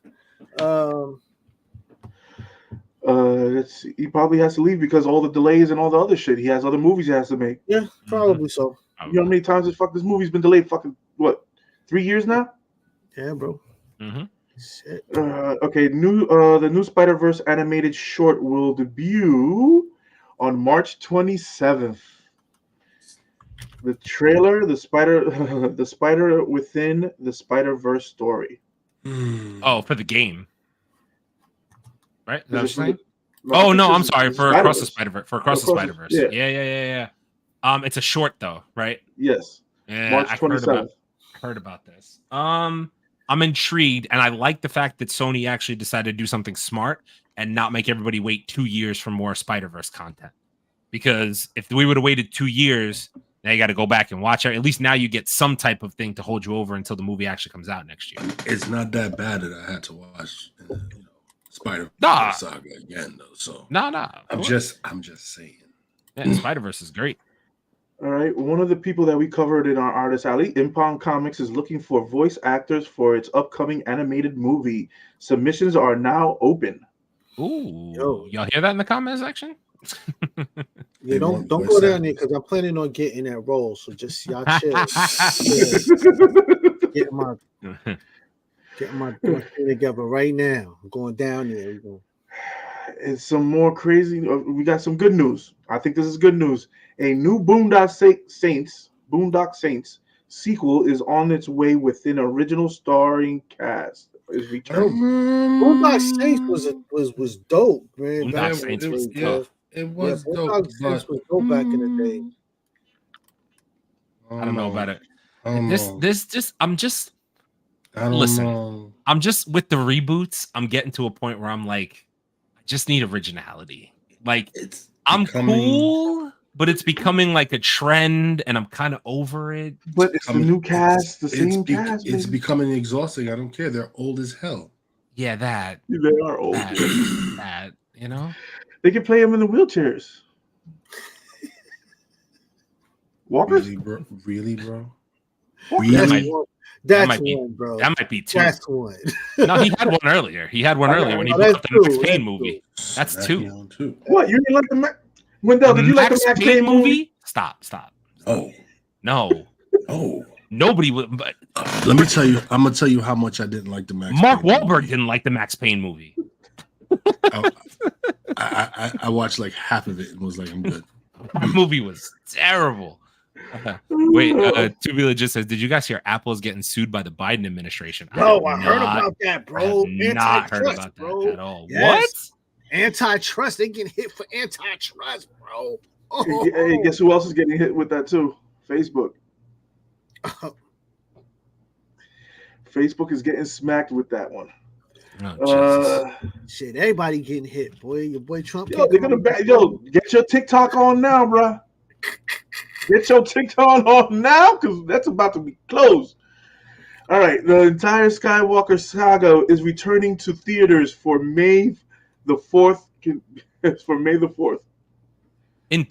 To theaters? Yes, the whole saga. How's this even possible? Dude, like I've been saying, Marvel has been having a stranglehold on this fucking movie industry.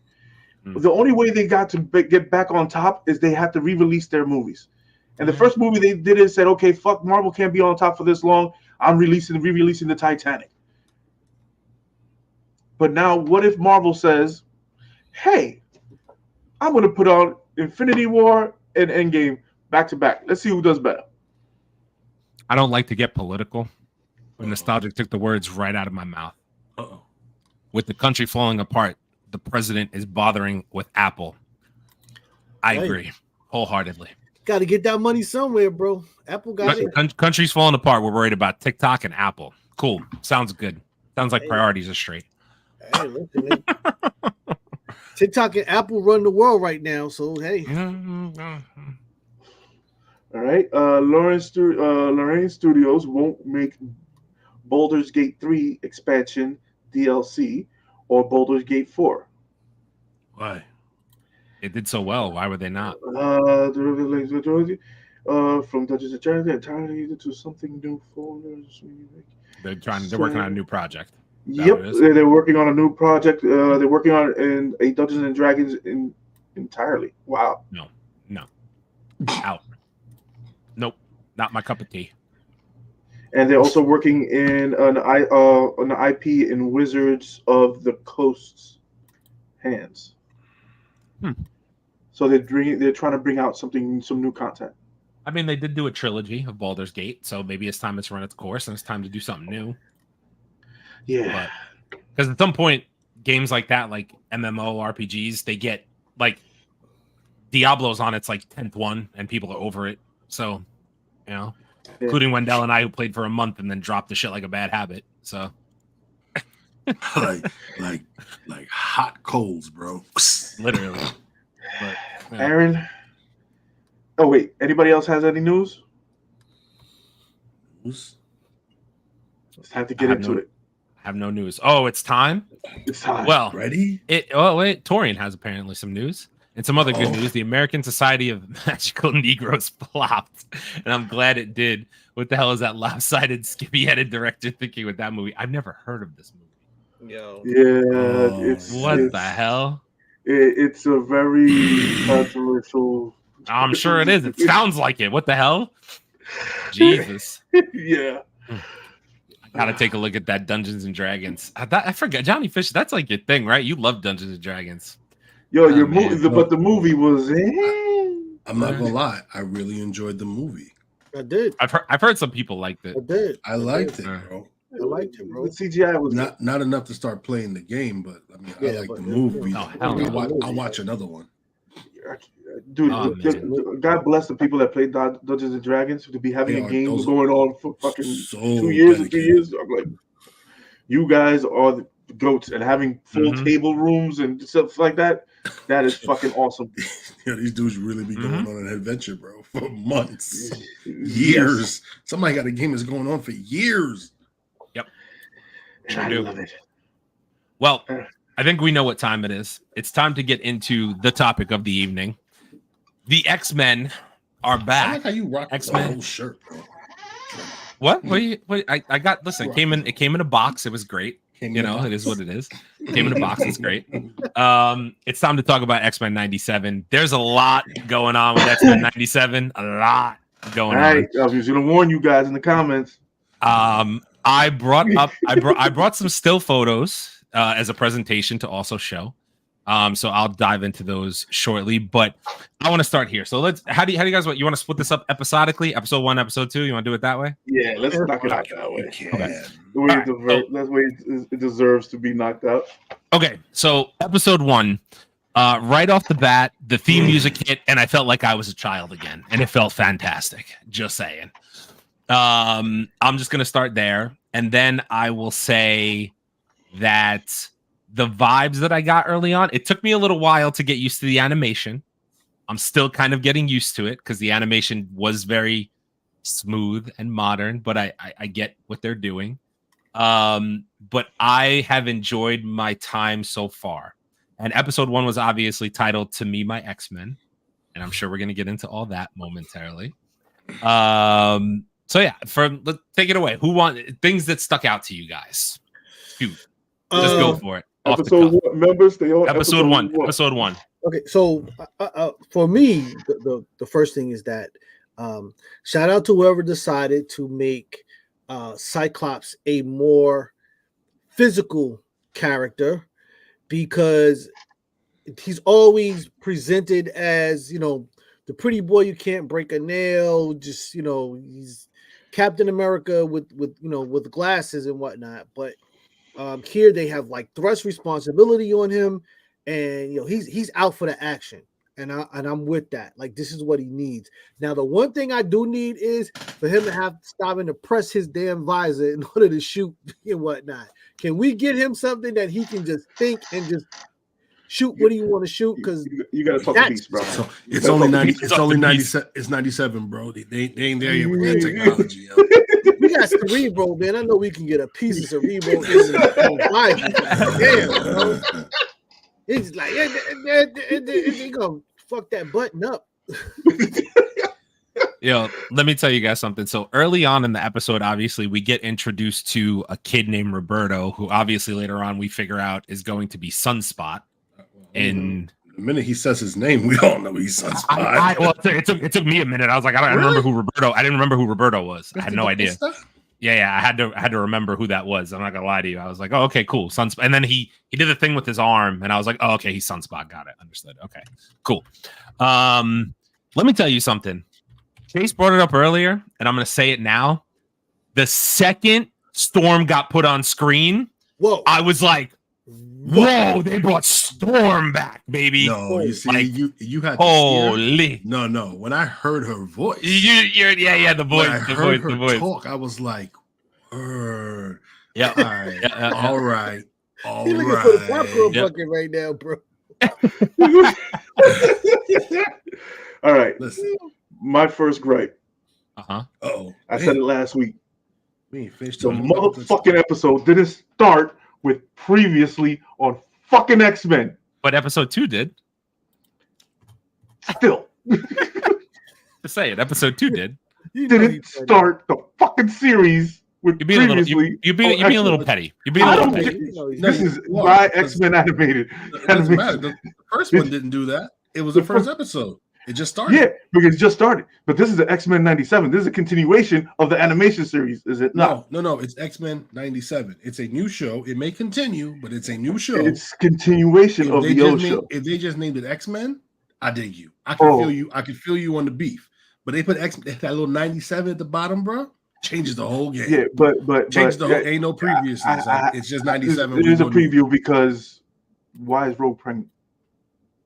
What? I mean, why is Jean pregnant? Yeah, why is Jean pregnant? It's called time skip. Let's try to save him. You didn't start my fucking episode. Actual reason why she's pregnant, you know. Yo, dude, I can. You see, when a man and a woman. So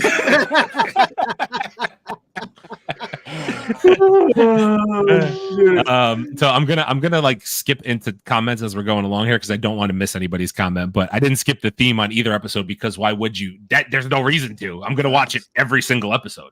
All 8 episodes I'm watching the theme. Shout out to Bo DeMeo because it was his creation despite him being fired a week before the premiere. You gotta give the man his credit. He wrote it. You know what I mean? I hope when he lose, he make up on his OnlyFans and whatnot, bro. Allegedly. Hey, yo. And shout out to them for getting Sunspot ethnically right because they whitewashed him in New Mutants. Yeah, that's valid. That is valid. I agree with you. Tubila just says, I agree. It's supposed to be a continuation, isn't it? It is supposed to be a continuation. So Leo already brought up. I'm gonna jump around a little bit here because I do have some stills to bring up while we're going through it. So obviously, to Leo's point, Jean is pregnant. Jean, get them yams, boy. Here's the second. So I'm gonna talk about it because it's all over the internet, and I hope that for some reason we don't go viral for the wrong reason. But I'm gonna flick to this next picture, and I'm just gonna say what I gotta say, guys. Not that one. Well, first off, this one. Cable. I love Cable. Cable. Bishop. Sorry, my bad. Bishop. Love Bishop. I like Bishop actually. I didn't think it was that bad. I like him as a character. But you don't like this version? I don't like the way he sounded up in here. Okay, it's a new voice actor. I think it is. I'm pretty sure. Yeah, I'm pretty sure it's a new voice actor who's doing Bishop. This scene right here, though, I did think it was cool the way that Storm and Bishop came in and helped out Sunspot and all that. Here's the image that I'm going to bring up that might get me canceled. Get your mans. Get your freaking mans. You see this shit? All right. No. But wait. I don't have anything bad to say. I'm so serious right now when I say this. Gambit is a character who wears neon pink and blue. This is literally his freaking personality. I dead seriously mean that. The way that they did him in this is how he acts. So I'm not hating on what they did. I didn't need the cutoff, the chopped off T, but I get what you're doing. I understand what you're doing. It is Gambit's personality. I rock with it. Gambit's a classic character. He's one of my favorites, just so everybody here knows. He's one of my favorite characters. I literally think this, but this right here, I was like, you know. You guys in the comments, if you watch the animated series, yeah. How was he presented in his first episode? Look, agreed. He's presented this. I agree with you. The voice is right. The voice is right. Yeah, the voice is right on. I'm good. Fucking right on. Rogue 2, no? No. Yep. No, I thought Rogue was okay. Rogue was a little loose. Yeah, she a bit off. A little bit off? Yeah, she's a bit off, bro. Interesting. Okay. You want more Southern twang into it. Yeah. Yeah. You can tell whoever's doing her, they're putting it on. Quite have it. It's not, they're in the pocket. On. You know, they need to go down south for like 2 weeks deep in the bayou. They'll get it right. Yeah, but with this, can you get off this picture, bro? I'm good. Nope. We're just good. This is the image we're gonna stay on now for like a half hour because I want. So right, I'll skip around. In the first animated series, we had Gambit in what I would like to call the Jamaican vacation holy shirt on.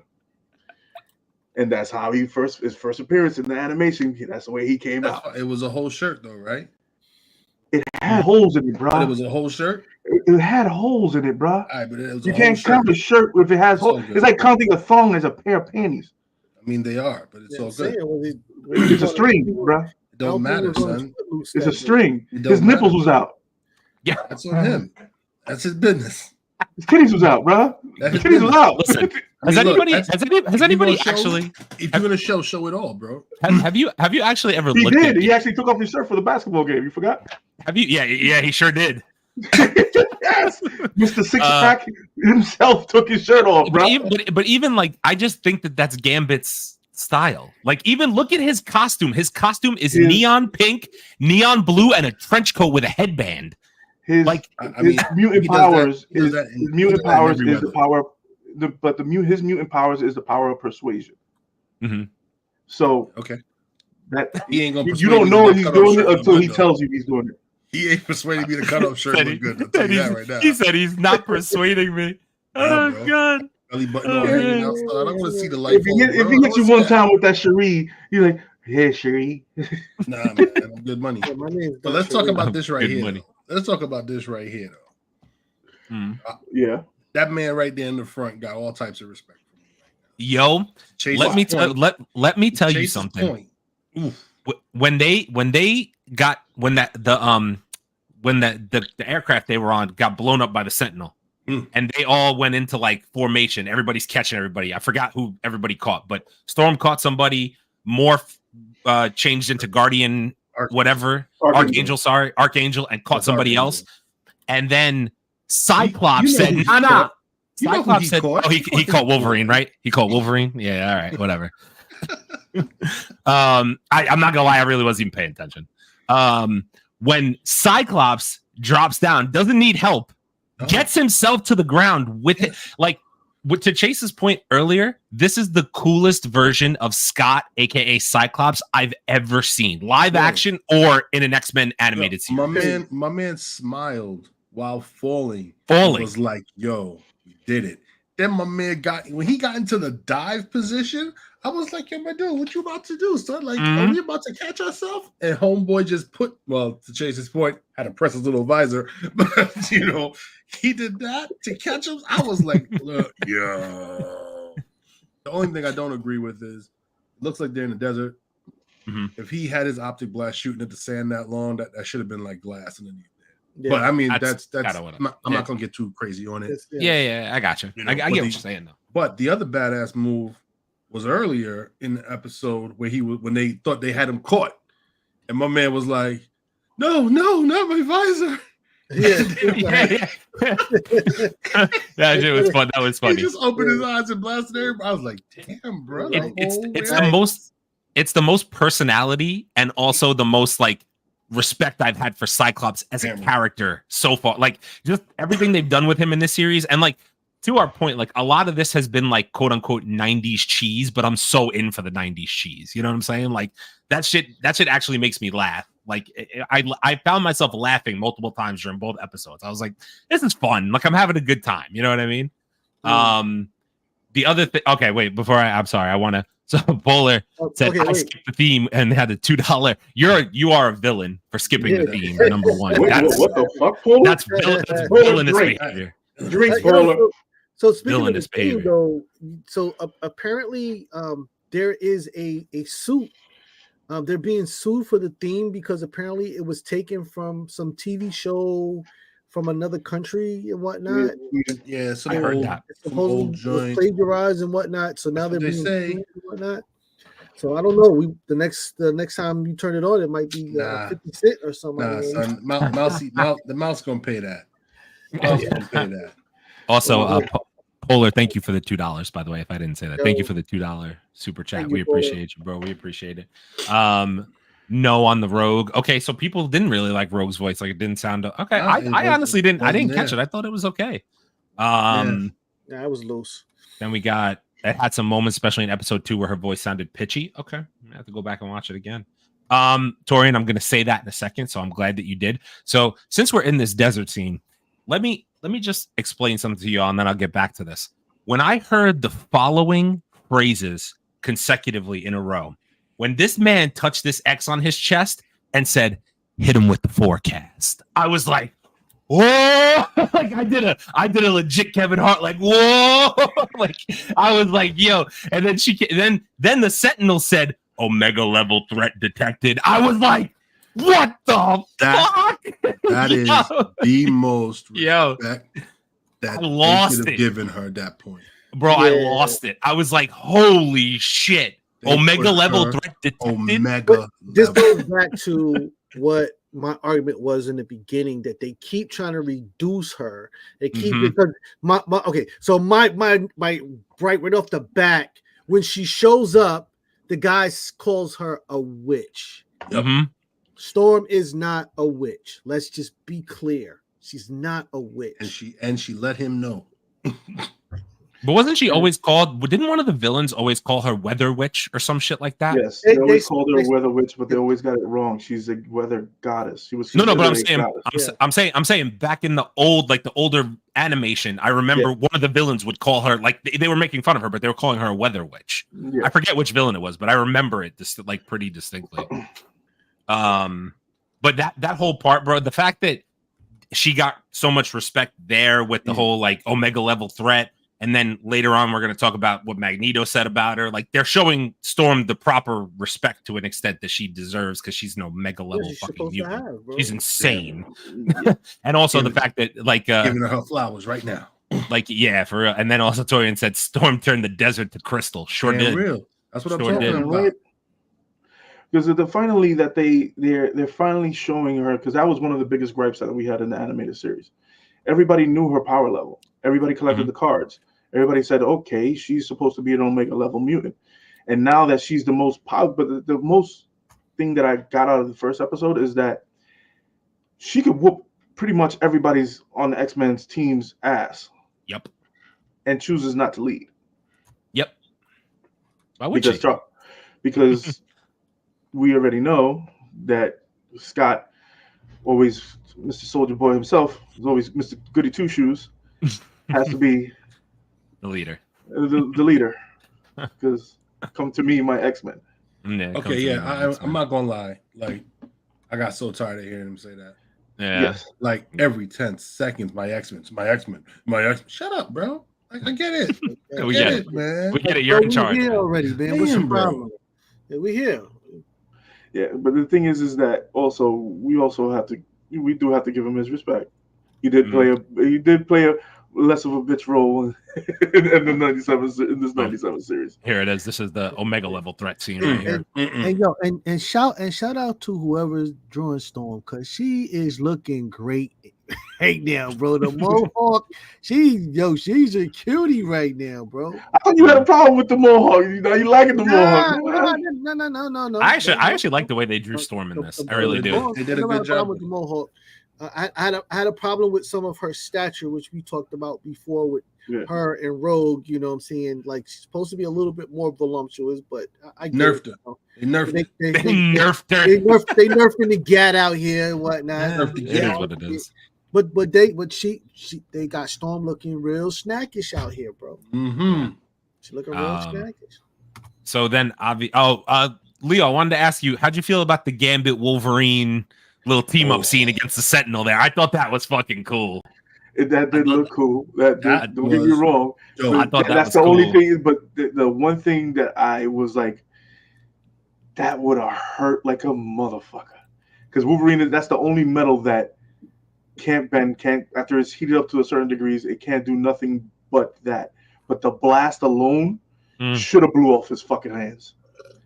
Or at least get it. You know what I mean? It should have got him, but I was like, it does look cool for the cartoon. It does look good for the X-Men 97. So I was like, I did not have a fucking problem with it. So I was like, all right, let's get it. Yeah. Okay. All right, cool. And then obviously so that goes without saying, obviously not to spoil it for you guys completely, but I was gonna say, and Morph turned into the Blob so Wolverine could do the jump. I don't know how. I thought that was pretty. Morph turned into like how many different characters in episode 1? Quite a few. Like he turned into a bunch. He turned into no, that was Sabretooth. No, I think that was episode 1, the end. I'm pretty sure. Was it? Like the very, very end of episode 1, I think. Episode 2. Was it episode 2? It was. Okay. But I know the Blob, turned into Archangel. He turned into 2 people, the Blob and Archangel. Charles Xavier. Yeah, when he came in walking. Yeah, he did. I was like, yo, look at this clown, bro. That is Morph. It's Morph. Morph is an asshole. Mm-hmm. He is an asshole. He will play with your emotions just to do that. Just to fuck with you. Just because the thing about Morph is more powerful than a lot of people want to give him. Because once he gains your likeness, he gets to use your powers.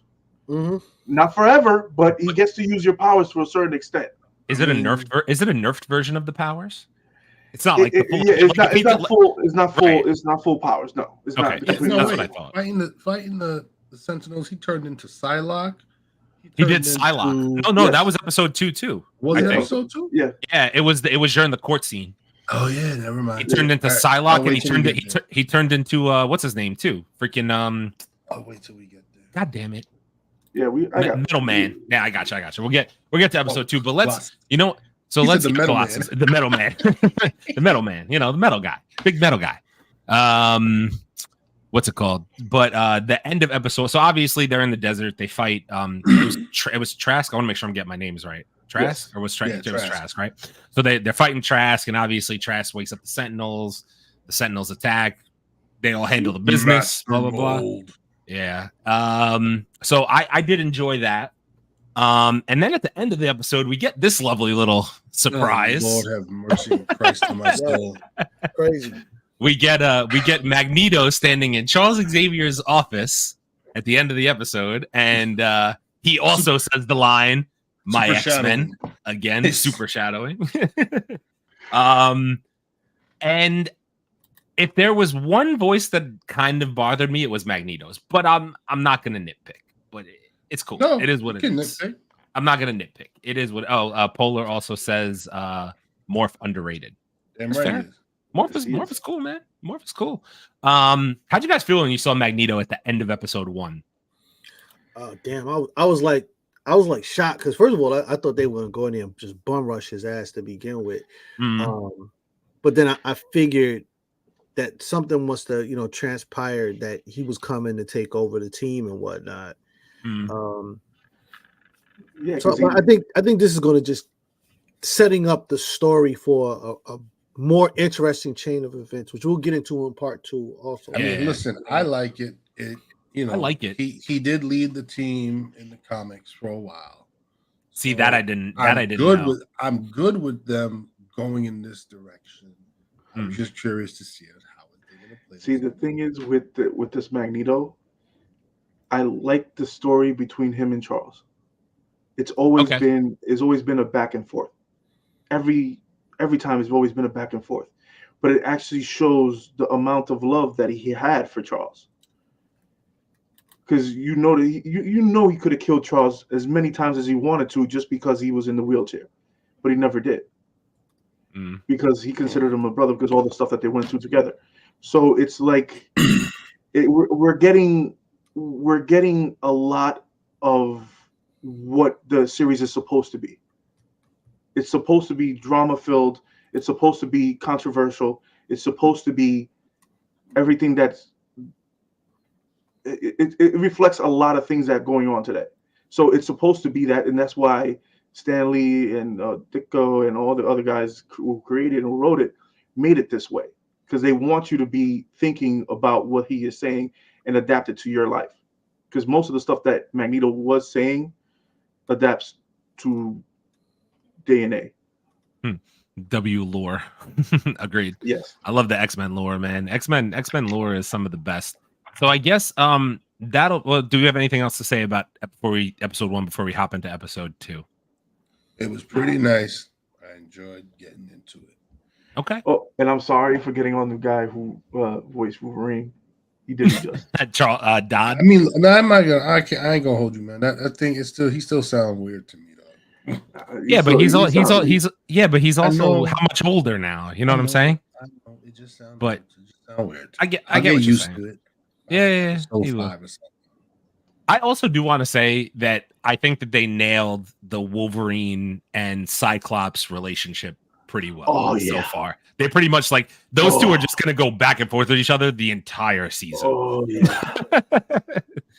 yeah. Well, fighting over the same woman, I have that, you know. It'll do that to you. I enjoyed watching him be all bitched up over Jean, though.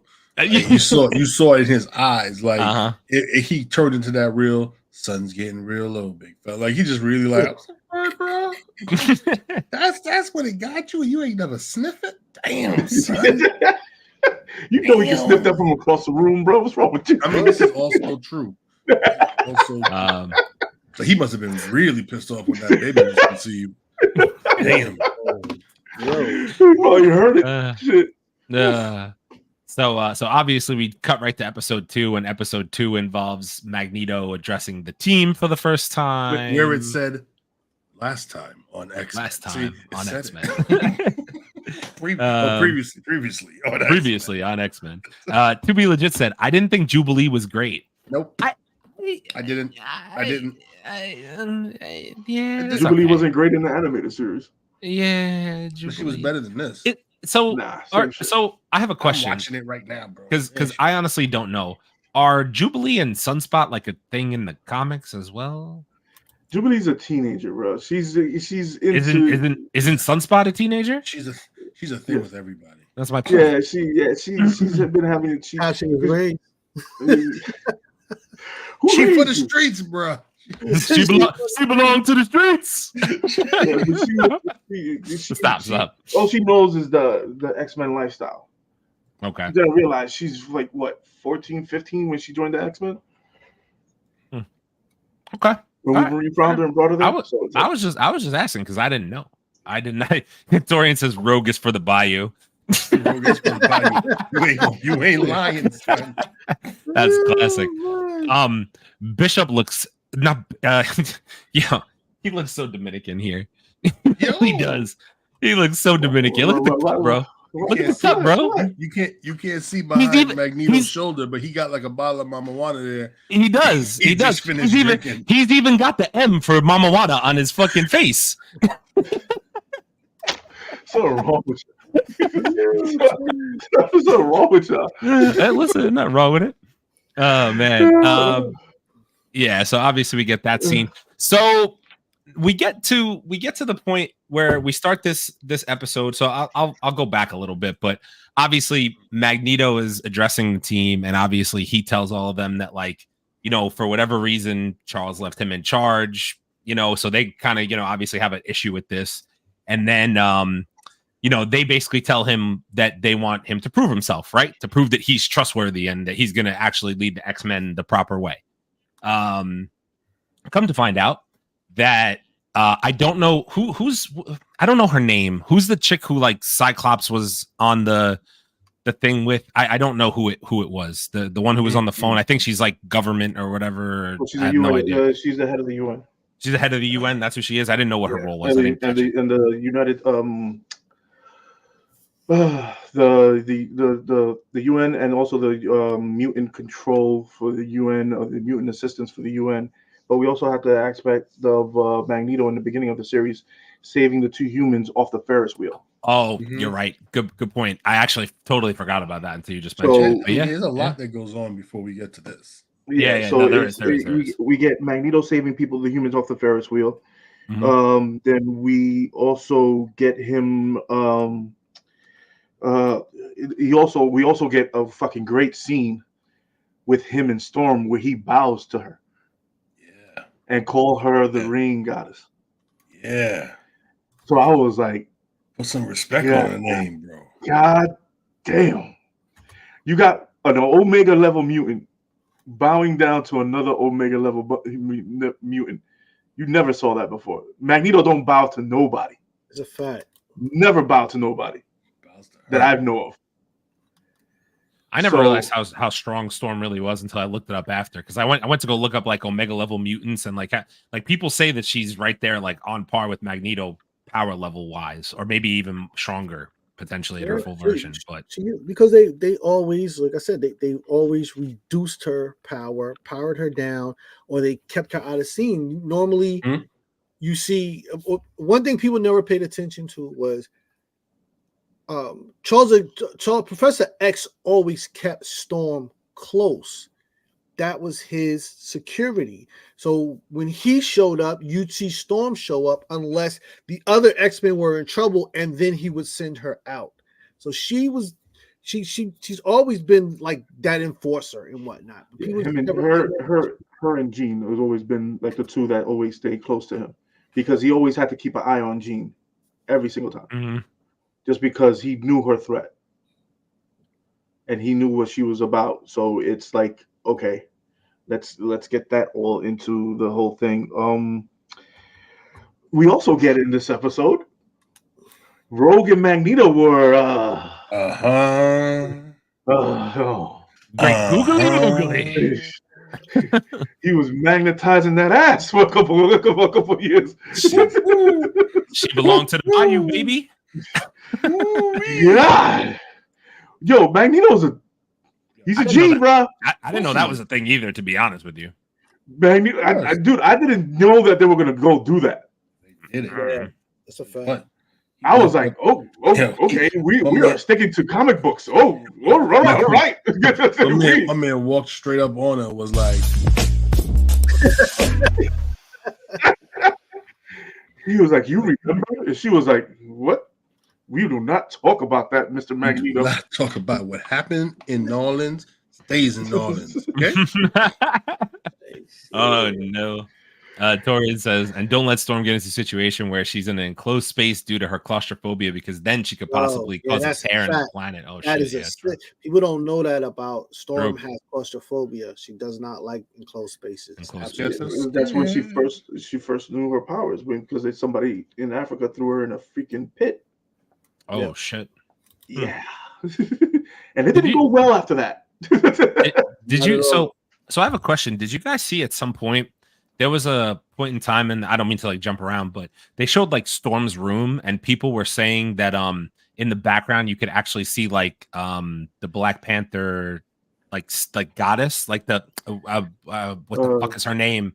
It begins with a B, but I can't fucking remember it. Shira. So I can't remember. But Boss. Yeah. Boss. So people were saying that was like the Panther god. So like they're saying that maybe Storm gets tied into the upcoming animated Wakanda series. So I was like, it might be a thing. I don't know. I wouldn't be surprised if they did. Like, listen, we've been waiting for that connection to happen anyway. You know that, and the Black Panther showed her the Black God.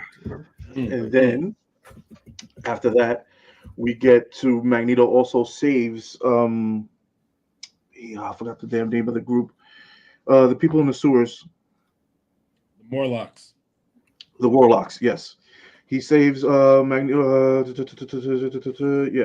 saves the Warlocks. Morlocks, sorry. He saves the Morlocks, and he sends them to Geneva, right? Kenosha. No, Kenosha. He says Kenosha. I'll let you rock 2 times, man. Just drink. Hell no. You drink He one. says it to Kenosha. Then you say it wrong again. Kenosha. That's a Kenosha. Kenosha. Somebody put it in the chat. He got it. That sha. He sends them to their.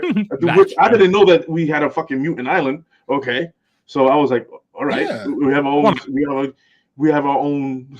We have our own fucking country now. I want to go. They've been had that. They did, but they didn't really aspect that too much in the comic. No, not in the comic, but in the show. They went to Genosha a couple times. Yeah, but it wasn't. But Magneto was still trying to build it. He evidently succeeded. Yeah, so he made his own state. So that's what he made his own country. So then we get he saves them, and then this is where this meeting when he fucking scolds the mutants. So he tells them, "Why didn't you guys save these people from a long time ago? You had them in the sewers, treating them that they're less than, and they're one of us." And then he talks to Leech, and he praises. He says, "Leech, okay, you'll never be downplayed or talked to badly ever again, and I will always protect you." Now it's funny because Leech sounds exactly the same as he did. Yes, he did. Yes, like a little punk ass bitch, but he still sounds the same. Yo, get your bed, bro. Get your bed. I love the Leo drink emojis. It's great. There it is. Oh, it went up. You got to do it now. Yes, thank you, Paula. Appreciate you, brother. Hold on, man. Appreciate you, man. Appreciate you, man. I love that. So then after that, we get the whole him bowing and him going into Rogue, and then we get the UN people coming to Xavier's mansion. Yo, my man walked out there. Cyclops was like, "Nah, chill, we good." Them boys jumped out the choppers with the gats. Yo, Magneto was like, "You sure?" You see that you're sure? I think I skipped. No, I didn't put that. That's the next scene. You think that you're sure? And then he turns the fucking helicopters on them. Yo, he turned the helicopters up sideways, and I was like, "Oh shit!" Magneto don't play games, bro. He don't play games, Magneto. Man. Yeah, that is Magneto. There was twice in this episode where I said, "Oh, that's Magneto." I was like, "Oh shit!" He went full boss on him. Like, I'm gonna show you something. Yep. He was like, "Oh, our guns are not made out of metal." He just looked at him. He was like, "True, yeah, true." It is." Dude, when he looked at him, I was like, "You know you're going on and fucked up right now, right?" Can you say something for your ride? Yeah. It was at this moment that they realized. We have one for that too. Damn. Right. You got to realize this is Omega level Magneto. The iron in your blood. He can control. He can fucking control, bro. So this is what you're trying to tell me, that you're gonna come up there with just, yeah, you know what? We gonna fucking pop off a little bit. No, bro. You have no wins. You have anything. You come in there by yourself. You have no wins. All right. Ain't got no wins in Mikasa. So then we get this scene, and then we get the scene with the FOH. What was it called? My bad. I don't mean to cut you up. We got a $5 super chat from Tori in here. Oh. Says Leo going into Rogue. I must have missed that part unless it was on the mature side of Disney Plus, aka Disney After Dark. What do you mean by that, Tori? I didn't know. Now I know why they made me set my parental controls on Disney Plus. Understood. Makes a lot more sense. Yes, very much more sense. But yeah, that whole I really was shocked and surprised that they went that way and that that far into it. I thought they weren't going to do that, but I was like, okay. So we get okay, so it's the Friends for Humanity. That's what they're called. Oh, that's what you mean. And they, in the first episode, they already have like Sentinel blasters. So and then they bring then we go into the second episode where in the first episode they got the ass kicked. So now in the second episode we have Magneto being brought to trial. So this is this scene right here where he went willingly. That's right. Willingly to go stand trial for Xavier and for his love for his friend. It wasn't for Xavier, it was for him. He went to trial for himself. Yeah, but no, he went for trial, but he went to trial. He doesn't have to go to trial. You understand? He doesn't need to. Nobody can stop him. He did it. He only did it to prove himself to the rest of the X-Men. Yeah, because for his love for Xavier. Yeah, he also says that he's trying to be a better person, which is a conversation that he kind of had with Charles. They imply that he had this conversation with Charles. So it is to prove to them, but it's also him trying to, I guess he's kind of in mourning and trying to. I mean, he's in that beginning part of it because he doesn't make that statement until like the end. Yeah, but that's that you can kind of tell like this is. Yeah, you can tell when he already. It's the real reason why he's doing it. You know what I mean? Yeah, it's the real reason why he's doing it because as soon as he got the will, that's when he thought everybody was going to jump on him, and he knew nobody had a chance except for Storm.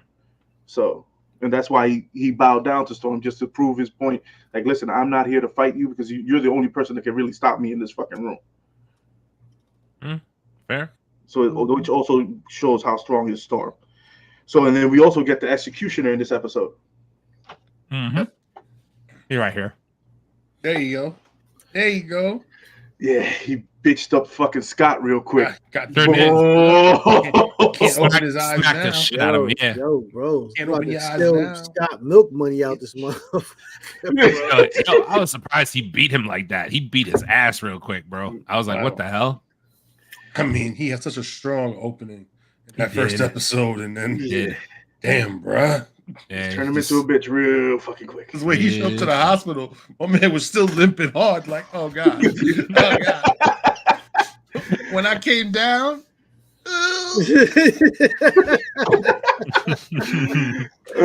we also skipped the part. Jean is in labor. Yes. Right. And guess who has to drive her ass to the fucking hospital? Of course, it's Wolverine. Naturally. Wolverine. This has got to be forever a torturous, cuck. bro. That's what he is. He a cuck. He in that position. That's your life, bro. Big time, bro. Mm-hmm. So we get him driving like a fucking madman. Jean, whatever Jean it is, uses Cerebro to contact Scott. Scott gets taken to the hospital. Then we go back into when Magneto is on the stage and he gives a motherfucking speech. He's like, he was spitting facts in that speech. Mm-hmm. He did not fucking hold his tongue about nothing. Shout out to Morph for saving the day. He did jump in there and save the day. Yeah, Morph. Okay, so did. Morph in this episode turns into Lady Deathstrike, Colossus, Psylocke, and at the end, we'll get to it when he turns into Cardboard. And also in the hospital scene, you get to see the first hand of kind of racism against mutants because the doctor wouldn't even deliver the fucking baby. Yeah, bro. Yo, let me tell you something. When Jean looked at Rogue and said, "Can you go take my man's ability to be a doctor?" I was like, "No, that's fucked up." My man said, "Excuse me." Yeah, he said, "Excuse me." No hesitation. She was like, "Could you go take his ability to give birth?" And just put that into you. I was like, yo, you just took like 20 years of medical school out of dude's head. Like, all right, bet like that. Okay, cool. I guess because Wolverine was about to shank his ass. Yo, my man said, I'll show you a C-section. I was like, oh damn. Wolverine was not playing. He was like, yo, you about to get these claws. So then we get that, and then we get Magneto's fucking speech. And then we have the whole FOA storming the fucking UN. Sound familiar? But and then what do you mean by that? No politics. So does anybody know what the date was when that was happening? Could you shut the fuck up, goddamn? Nope. I'm just saying. I don't. I've heard it on the interwebs. I did not confirm it myself, but I will rewatch to get a confirmation, get an understanding again, to get a confirmation. I have to look at what the TV screens on the TV screen was saying. But, yeah. Mm-hmm. It sounded like they were fighting. So basically, we have Mr. Executioner. They're starting to gain ground. The X-Men are starting to gain ground. They're starting to gain control. Then we have the badass Storm stands in front of the fucking UN on top of the UN desk and says, "Let Magneto go," and tells them where to station their men. Mm-hmm. If you ain't never seen a boss bitch, boy, God damn. I know. She stood there. You know what that scene reminded me of? Queen Mother when they went to the UN. Yeah. Very Auntie Angie on that one, bro.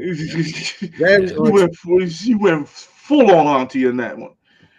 So, and then they release Magneto. Magneto they start mopping up like normal, like X-Men supposed to do. But this punk motherfucker right here. What'd he do, man? He blasts my fucking baby in the chest with the motherfucking anti-mutant gun. Man, let me tell you, the lines that hurt me were when Storm is sitting there, and once again, like just powerful lines, looking up through the glass window, and is like, I can't feel the wind. I can't feel the moisture. I was like, oh, stop it. Don't do that to me. That hurt right here. I was like, oh, don't say shit like that. That hurts. The wind is going. I was like, wow. And then, yo, Mag, we got a glimpse of fucking Magneto. Yo, Magneto went nuclear, bro. My man, he was like an angry dad. He was like, you know what, you, and you. Let me talk to you for a minute. And dude, I thought when he had Executioner, I thought he was gonna crush his fucking helmet on his head. He could have if he wanted to. I thought the same thing. I was like, yo, he about to twist my man's head all the way off. Fold him up in aluminum foil. So I have a question about this scene, because people are obviously, I don't know if you guys have seen, but people are questioning Magneto on this a little bit, because there's theorists out there that are saying that he knew that shot was going to come and let Storm take it because he knew that was his only threat in the X-Men. I mean, it's possible. It's possible. It's possible because plausible. It's possible, but I don't. So I think that we have to remember one thing: Magneto's whole dogma and his whole behavior is about protecting mutants, and he takes that to a twisted level. He does. So I cannot see him sacrificing another Omega level at that. Yeah. When he already was positioned to have positive influence with her. You know what I mean? True. So better a powerful ally than an ally who has no weaponry.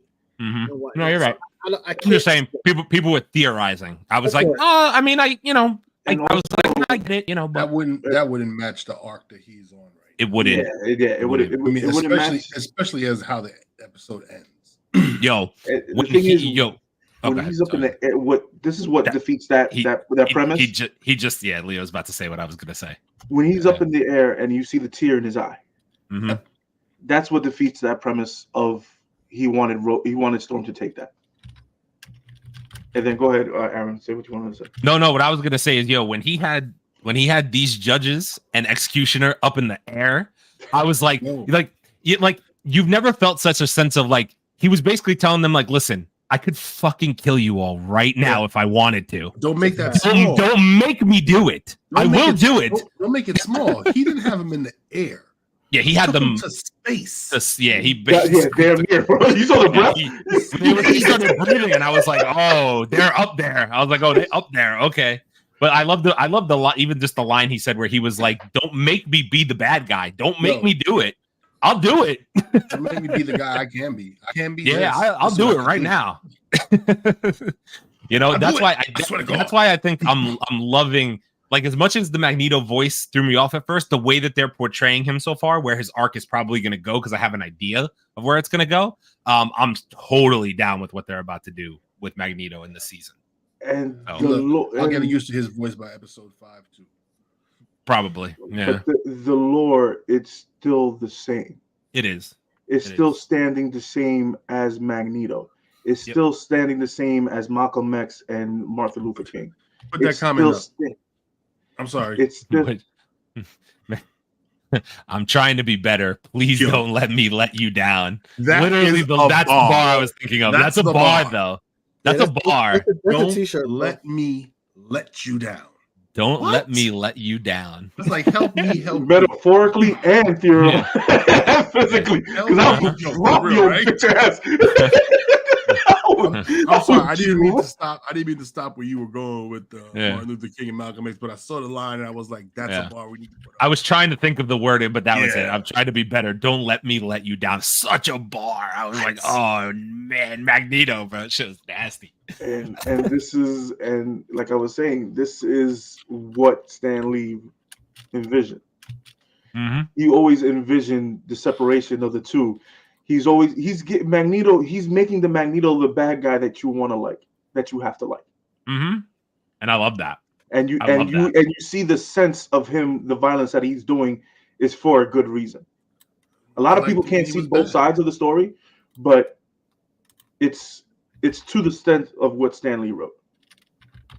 Yeah, you're right. So and it hasn't changed. So I guess I wasn't able to find slides of it, but I guess we could talk about how the episode ends. So obviously, this was like my least favorite thing ever when Beast tells her that it looks like it's permanent rearranging of the molecular cells or whatever. I mean, it absolutely pissed me off. I was like, I was fucking heated. Just bigged her all the way up.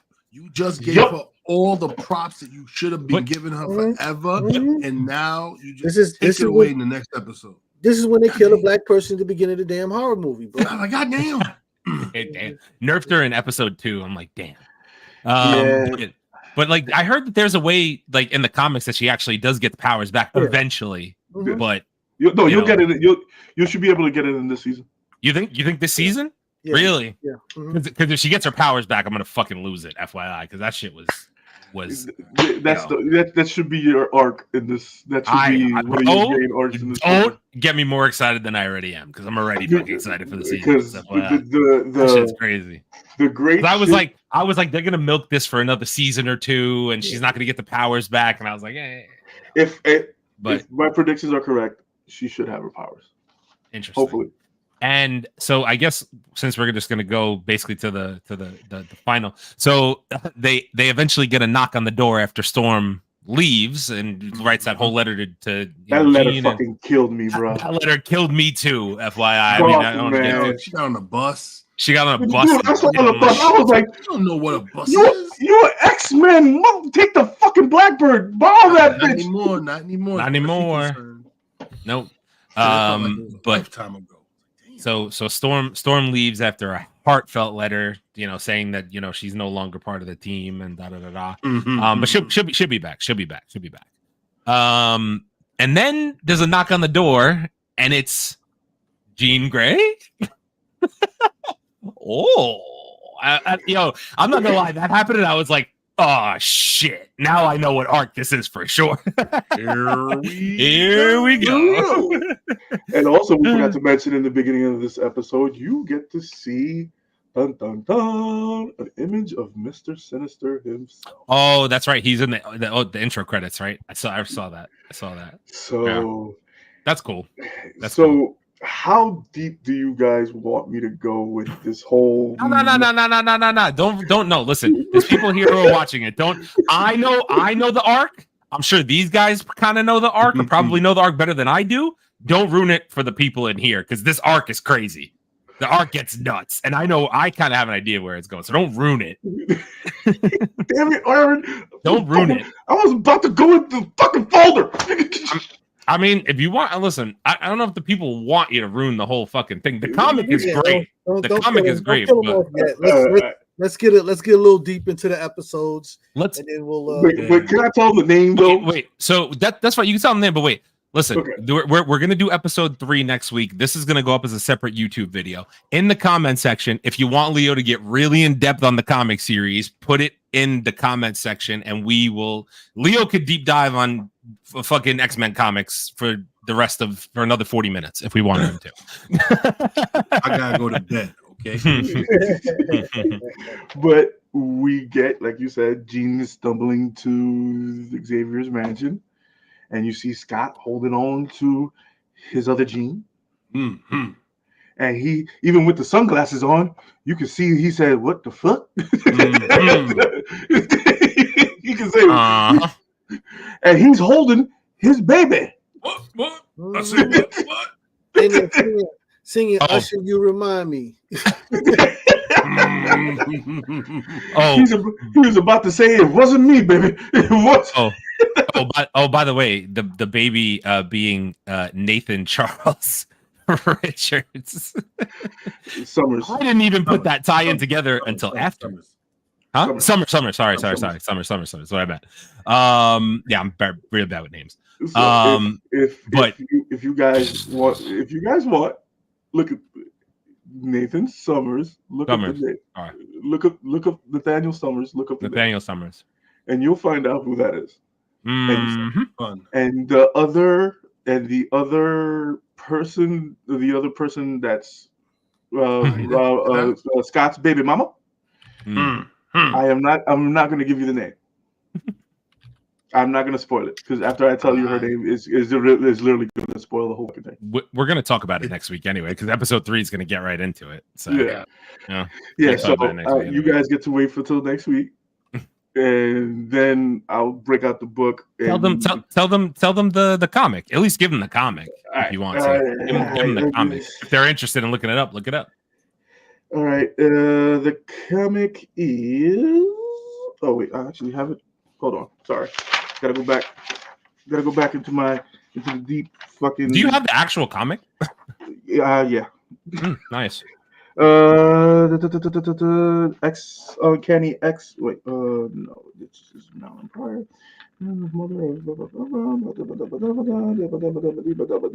X-Men, Uncanny X-Men 168.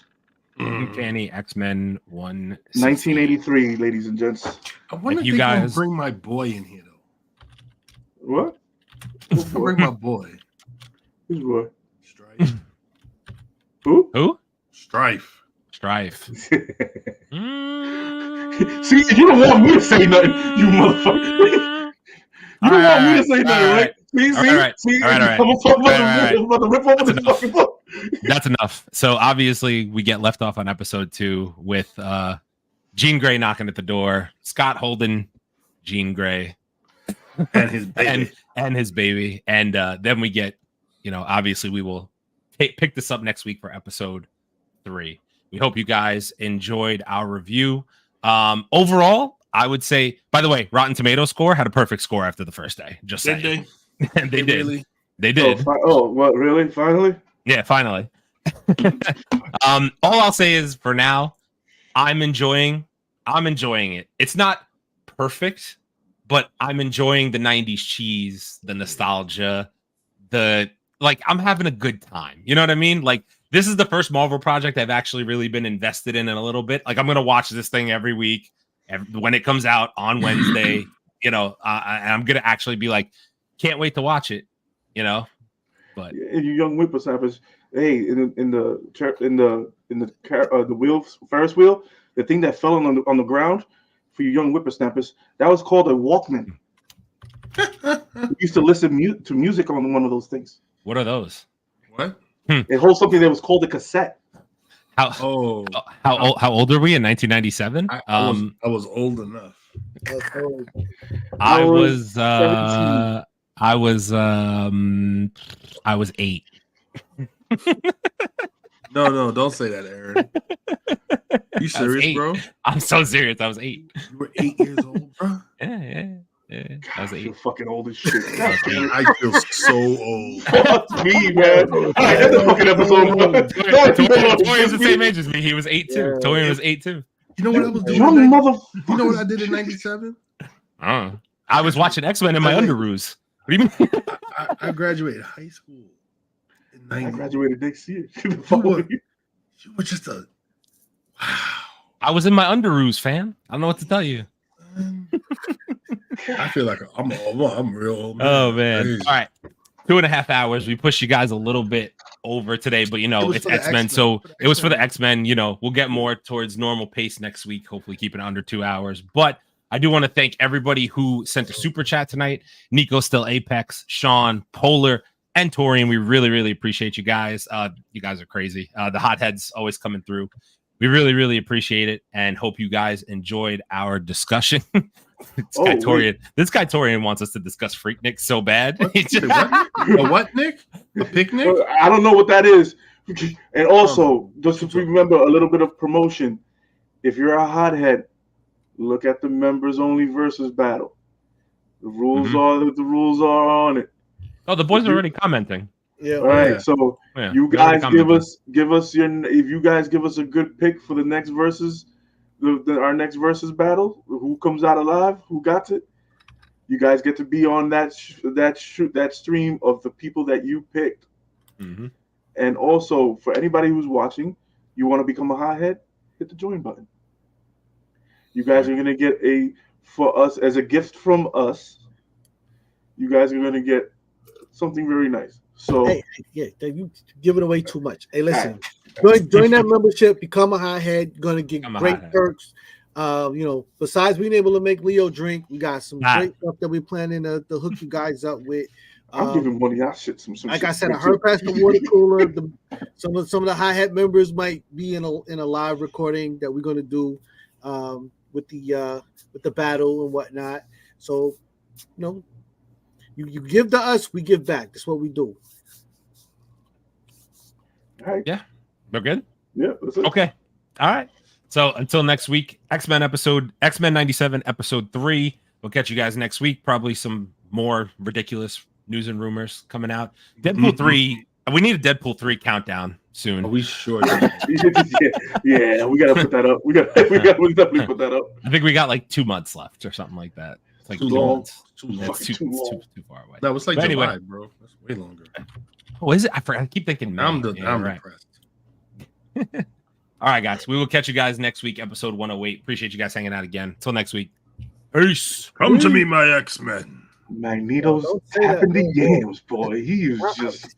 I hope they never say that again in no other episodes. No, they will. Magneto is going to say it until they all flock to him. Stop. Okay, Magneto's flocking to road. Yeah. What we told you, it's official. Yeah. Non-stop. 24/7, 365.